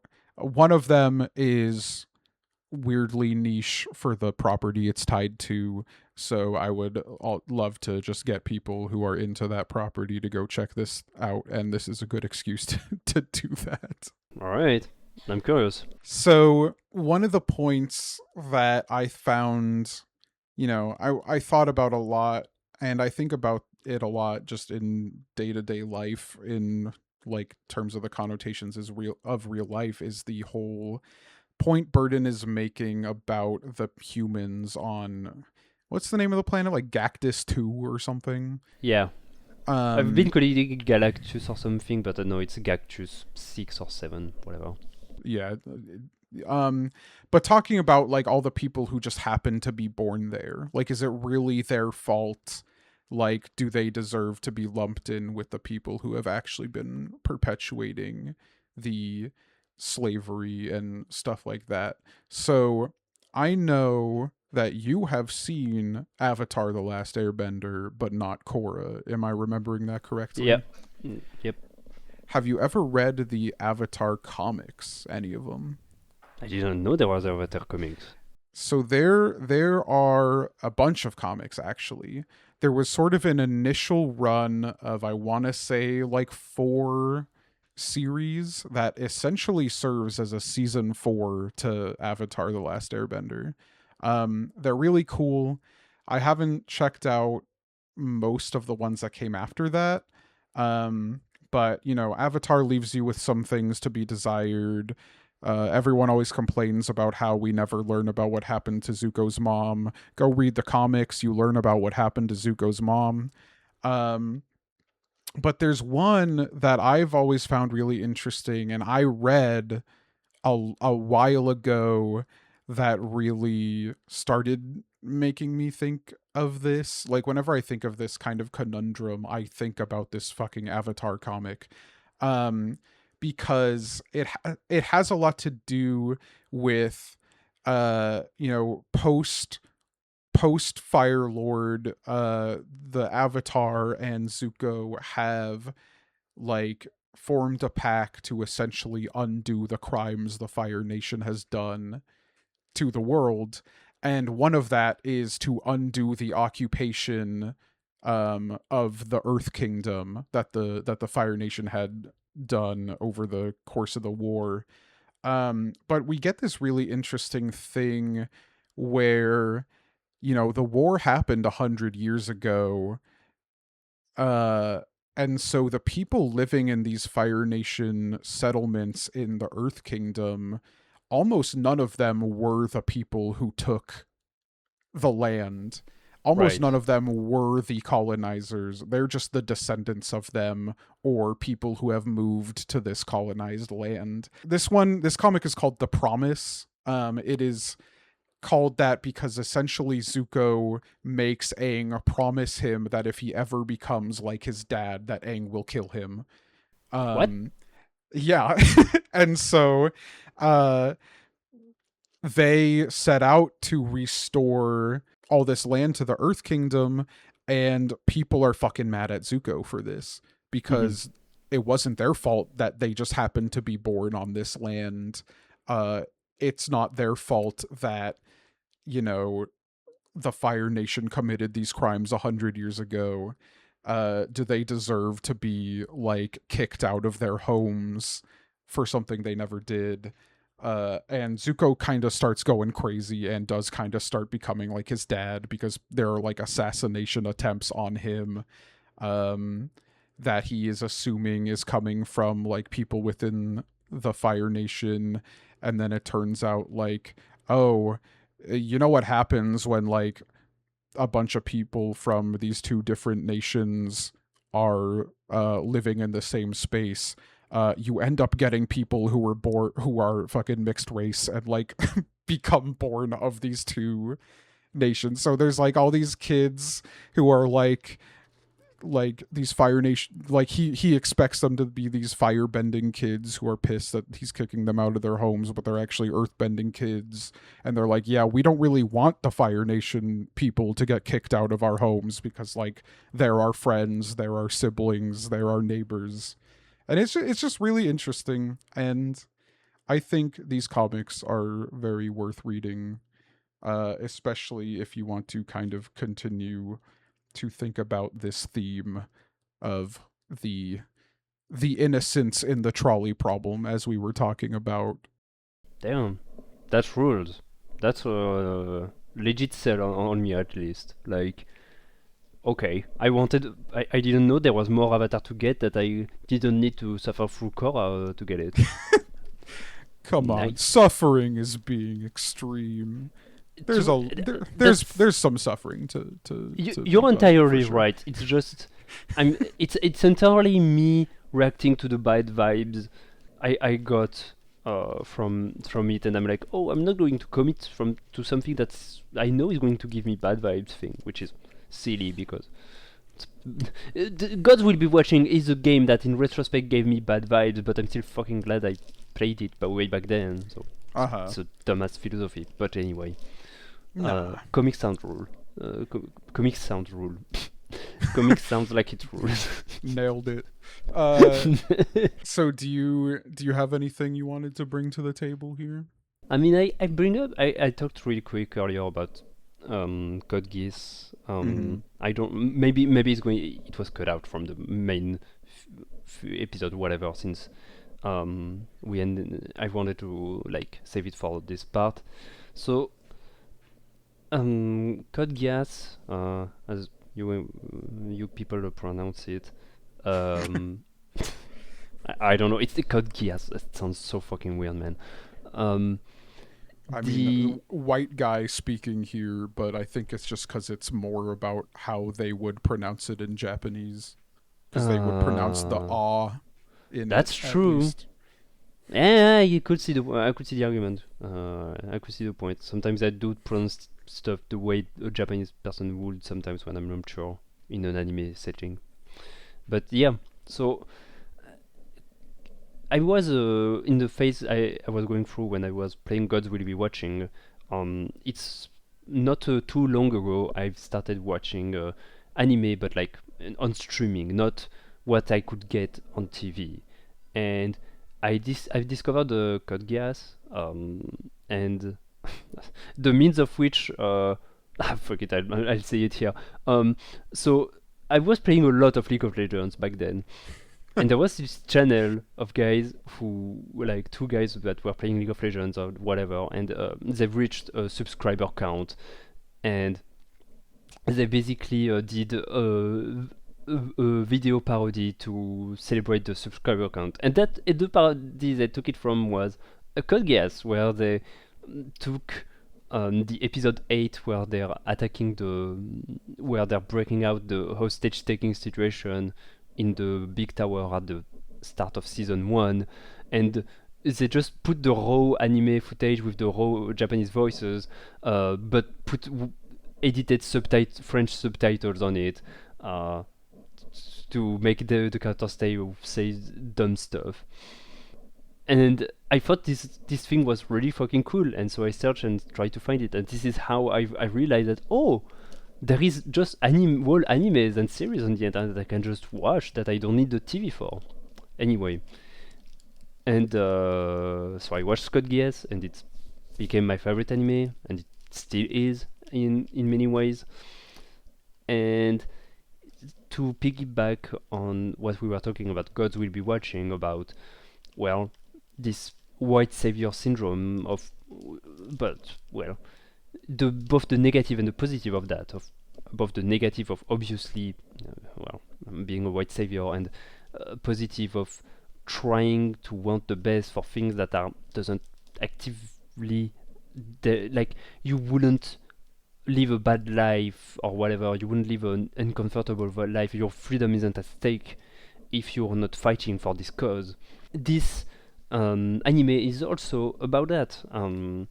It's an anime about geopolitics, about, in a mecha genre where a protagonist decides to wage war against Britannia, which is a sort of what happened if Napoleon won and kicked the British royalty to America, which means that the worst of the British also accumulated with American imperialism, and it created a giga empire. I'm really cutting it short here. But basically what happens is this new fascist empire colonizes Japan, ironically, in the 2000s, and Code Geass is about this Britannian kid who gets Death Notes like superpowers and decides to use them to fight Britannia and fight colonialism, and basically, act as the Liam of this story, making some big leaps, right, in comparisons. It still holds up really fucking well today. I would argue that it's even more relevant today than before, especially those early episodes where you see soldiers just leveling a settlement of Japanese people for no good reason and just massacring the civilians. Like, again, in this podcast, I think we feel strongly about Gaza and the genocide of the Palestinians there. Well, sorry to recommend something that reminds you of that, but I'm not saying like it's important to consume media that treats it, but like it is something important to me, at least, to us, I think I can say. And yeah, it's important to engage with that philosophically and emotionally, even. Yeah, because if you can't really close yourself from it. That's what's fucked up about it, right? Yeah. I wish I could disconnect myself from the internet at this point, for good. But yeah. But how could we be guys who were talking if we weren't connected to the internet? Yeah, that's true. I live in France. Bro lives in the US. Maybe we should be guys who were talking about Code Geass at some point, because oh yeah, absolutely. Oh man, at some point. It's been so long since I watched that. It was my favorite anime at the time I watched it. And but the listener might not know that I am a huge fucking manga guy. I have like over 1,000 volumes that I'm looking at because they're right next to me right now. Uh, but like these days, I just don't watch anime in my free time, and the Code Geass manga sucks ass. So Yeah, I was about to say, I, don't fucking read the manga, I swear to God. I man, I could use an excuse to be forced to watch that show again because it fucking rules. Well, you will get it, but first I will ease you in with my next recommendation, which is half. Like, Code Geass is 50 episodes. The next recommendation I will have for you, recommendation, I mean, podcast, subject, whatever, Yeah. will be 24 episode long. So I'm going to ease you in like that. Okay. Okay. But it's Um, my turn next. do you want It's my to know? turn. Do you want to know right now what it is, or? No, I don't want to know. All right. I want to be I don't want to know until the assignment is being handed to me. All right. Yeah, anything else you want to say about Kogias? No, I'm recommending it as a. I'm recommending it as an extension of what we've been talking about in this podcast, and it's a solid ass fucking anime. I have a couple things, yeah. I do really want to quickly talk about this in terms of thinking a lot about resisting. As Burden has done probably more times than this, but maybe resisting 1,000 times. Um I was thinking a lot about 1,000 times resist while playing this game. I mean, for a lot of reasons, they both are games that are dealing heavily with the idea of resisting, the idea of revolutionizing in different ways, and they both have a kind of nihilistic take on the subject, but 1,000 times resist kind of turns that nihilism into some kind of optimism in a way that really sticks with me. I think about this moment almost every single day where um Wait. I haven't finished 1000 X Resist. this isn't a big spoiler. It's Okay. just a nice line. I'm not going to get too far into really what the game has going on, but it has a lot to do with the Hong Kong protests from what was that, like 2019, 2020. Yeah. um and the parents of essentially the main character were there.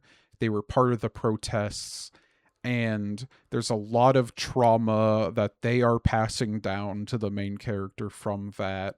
There's a lot of just kind of, I don't know, struggle going on between them. They still live with it. They still are there sometimes mentally. Um and there's this part later in the game where the mom, feeling particularly just helpless about the situation that's going on with the weird sci-fi plot of the game, is thinking about the Hong Kong protests and talking to the dad and saying like, why did we do that? Like, we didn't accomplish anything. We went there, you got tear gassed and beat the fuck up right in front of me. We watched our friends get beat up. Some of them died and nothing happened. Like, we didn't change anything. No progress was made. Why did we do that? And the dad's answer is the thing that sticks with me. He says, because now they can never say that it's always been this way. Mm. You know, we didn't make progress. The government didn't change. The world didn't change. But we put a page in the history book to show that it hasn't always been like this. And we haven't always been subservient to whatever is going on with the world and the government right now. And I think that is like a thing that Xenolifer is embodying as well in Gods Will Be Watching. The point Burden makes about how, you know, even if they kill all the humans on this planet, and save the aliens that are living there, the Federation will likely just blow up the planet. And in that way, Xenolifer is almost kind of double sacrificing this planet, because they are making their stamp in time, in history, that the galaxy hasn't always been like this. Mm-hmm. Like, because you can interpret in Gods Will Be Watching, like, how connected are these planets really to each other? Like, how many alien slaves are out there thinking that this is just what life is? How many humans are out there thinking that this is just what life is, and how much propaganda is being pushed on them that this is the way it is, and this is how everything works, and this is why it should work this way, and you shouldn't think about it. And Xenolifer is essentially trying to put out the biggest fucking billboard of all time that no, this is not right, and you should start thinking about it. Absolutely. Yeah, that's a really nice. I didn't even think of that, but yeah, I've played through this part of the game. It works out really well. I really need to finish 1000 X Resist. Yeah, you do. Like at this point, I want to play it all again, but it's like actually it's I think it's a great Steam Deck game.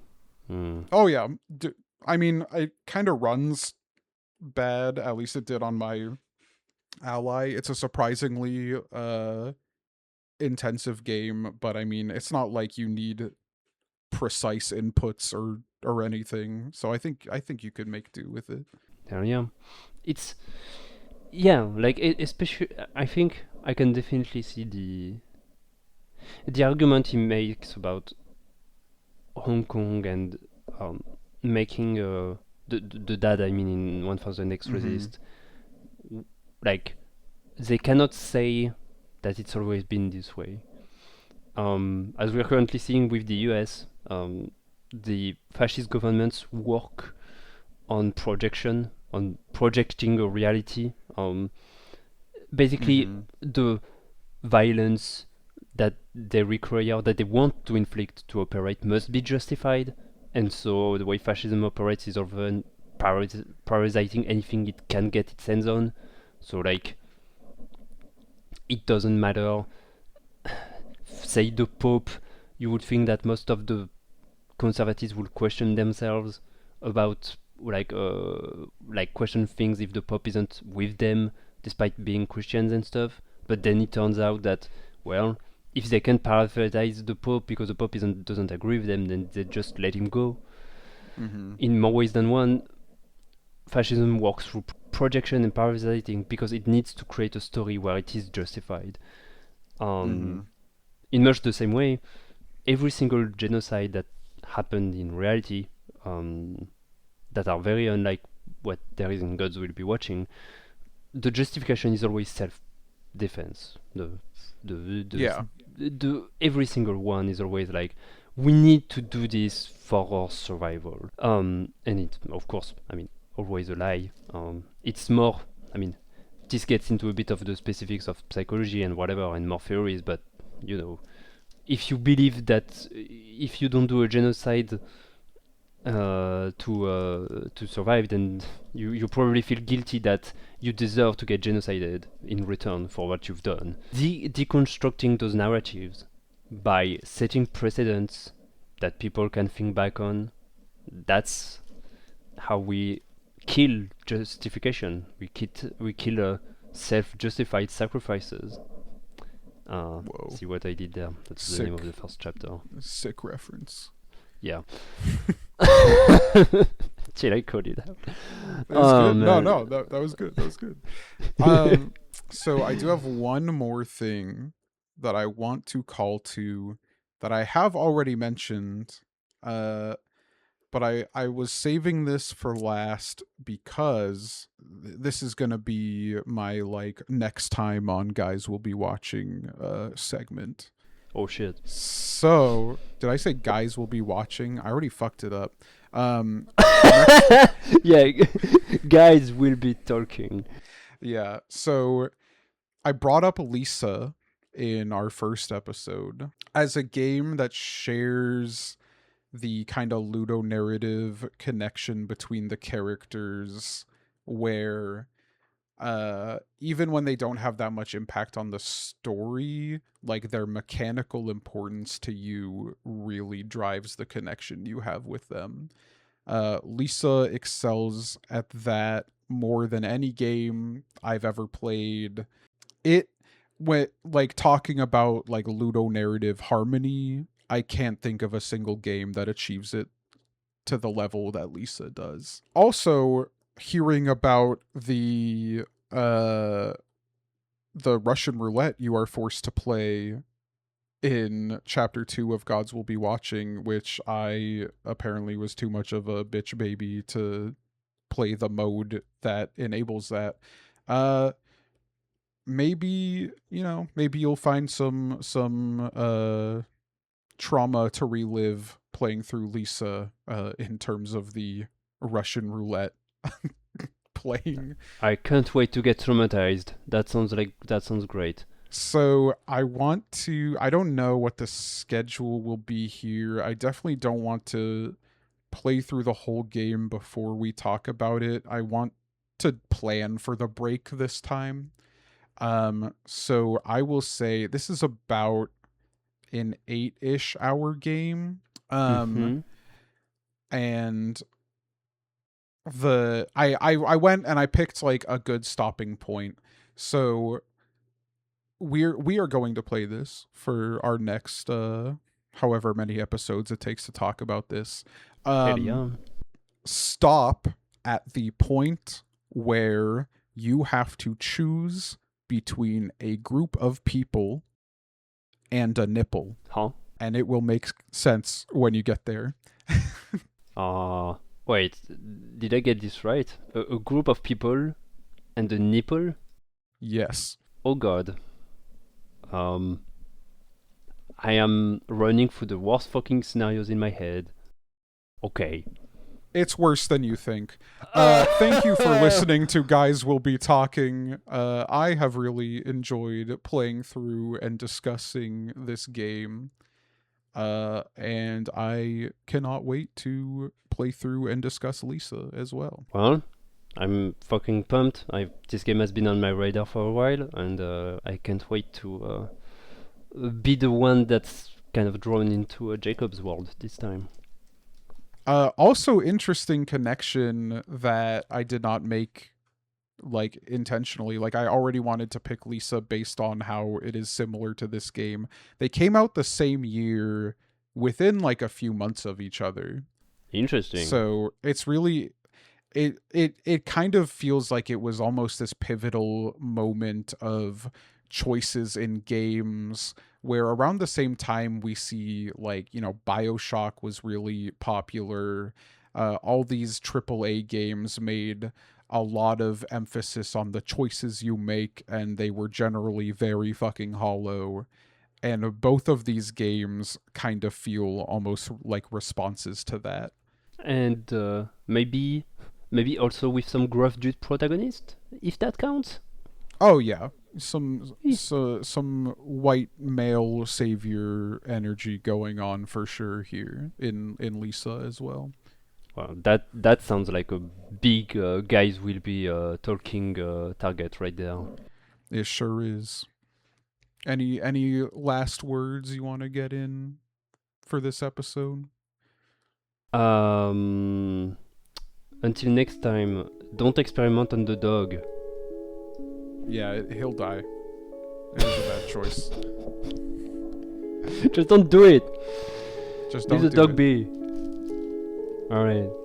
Bye. All right, bye.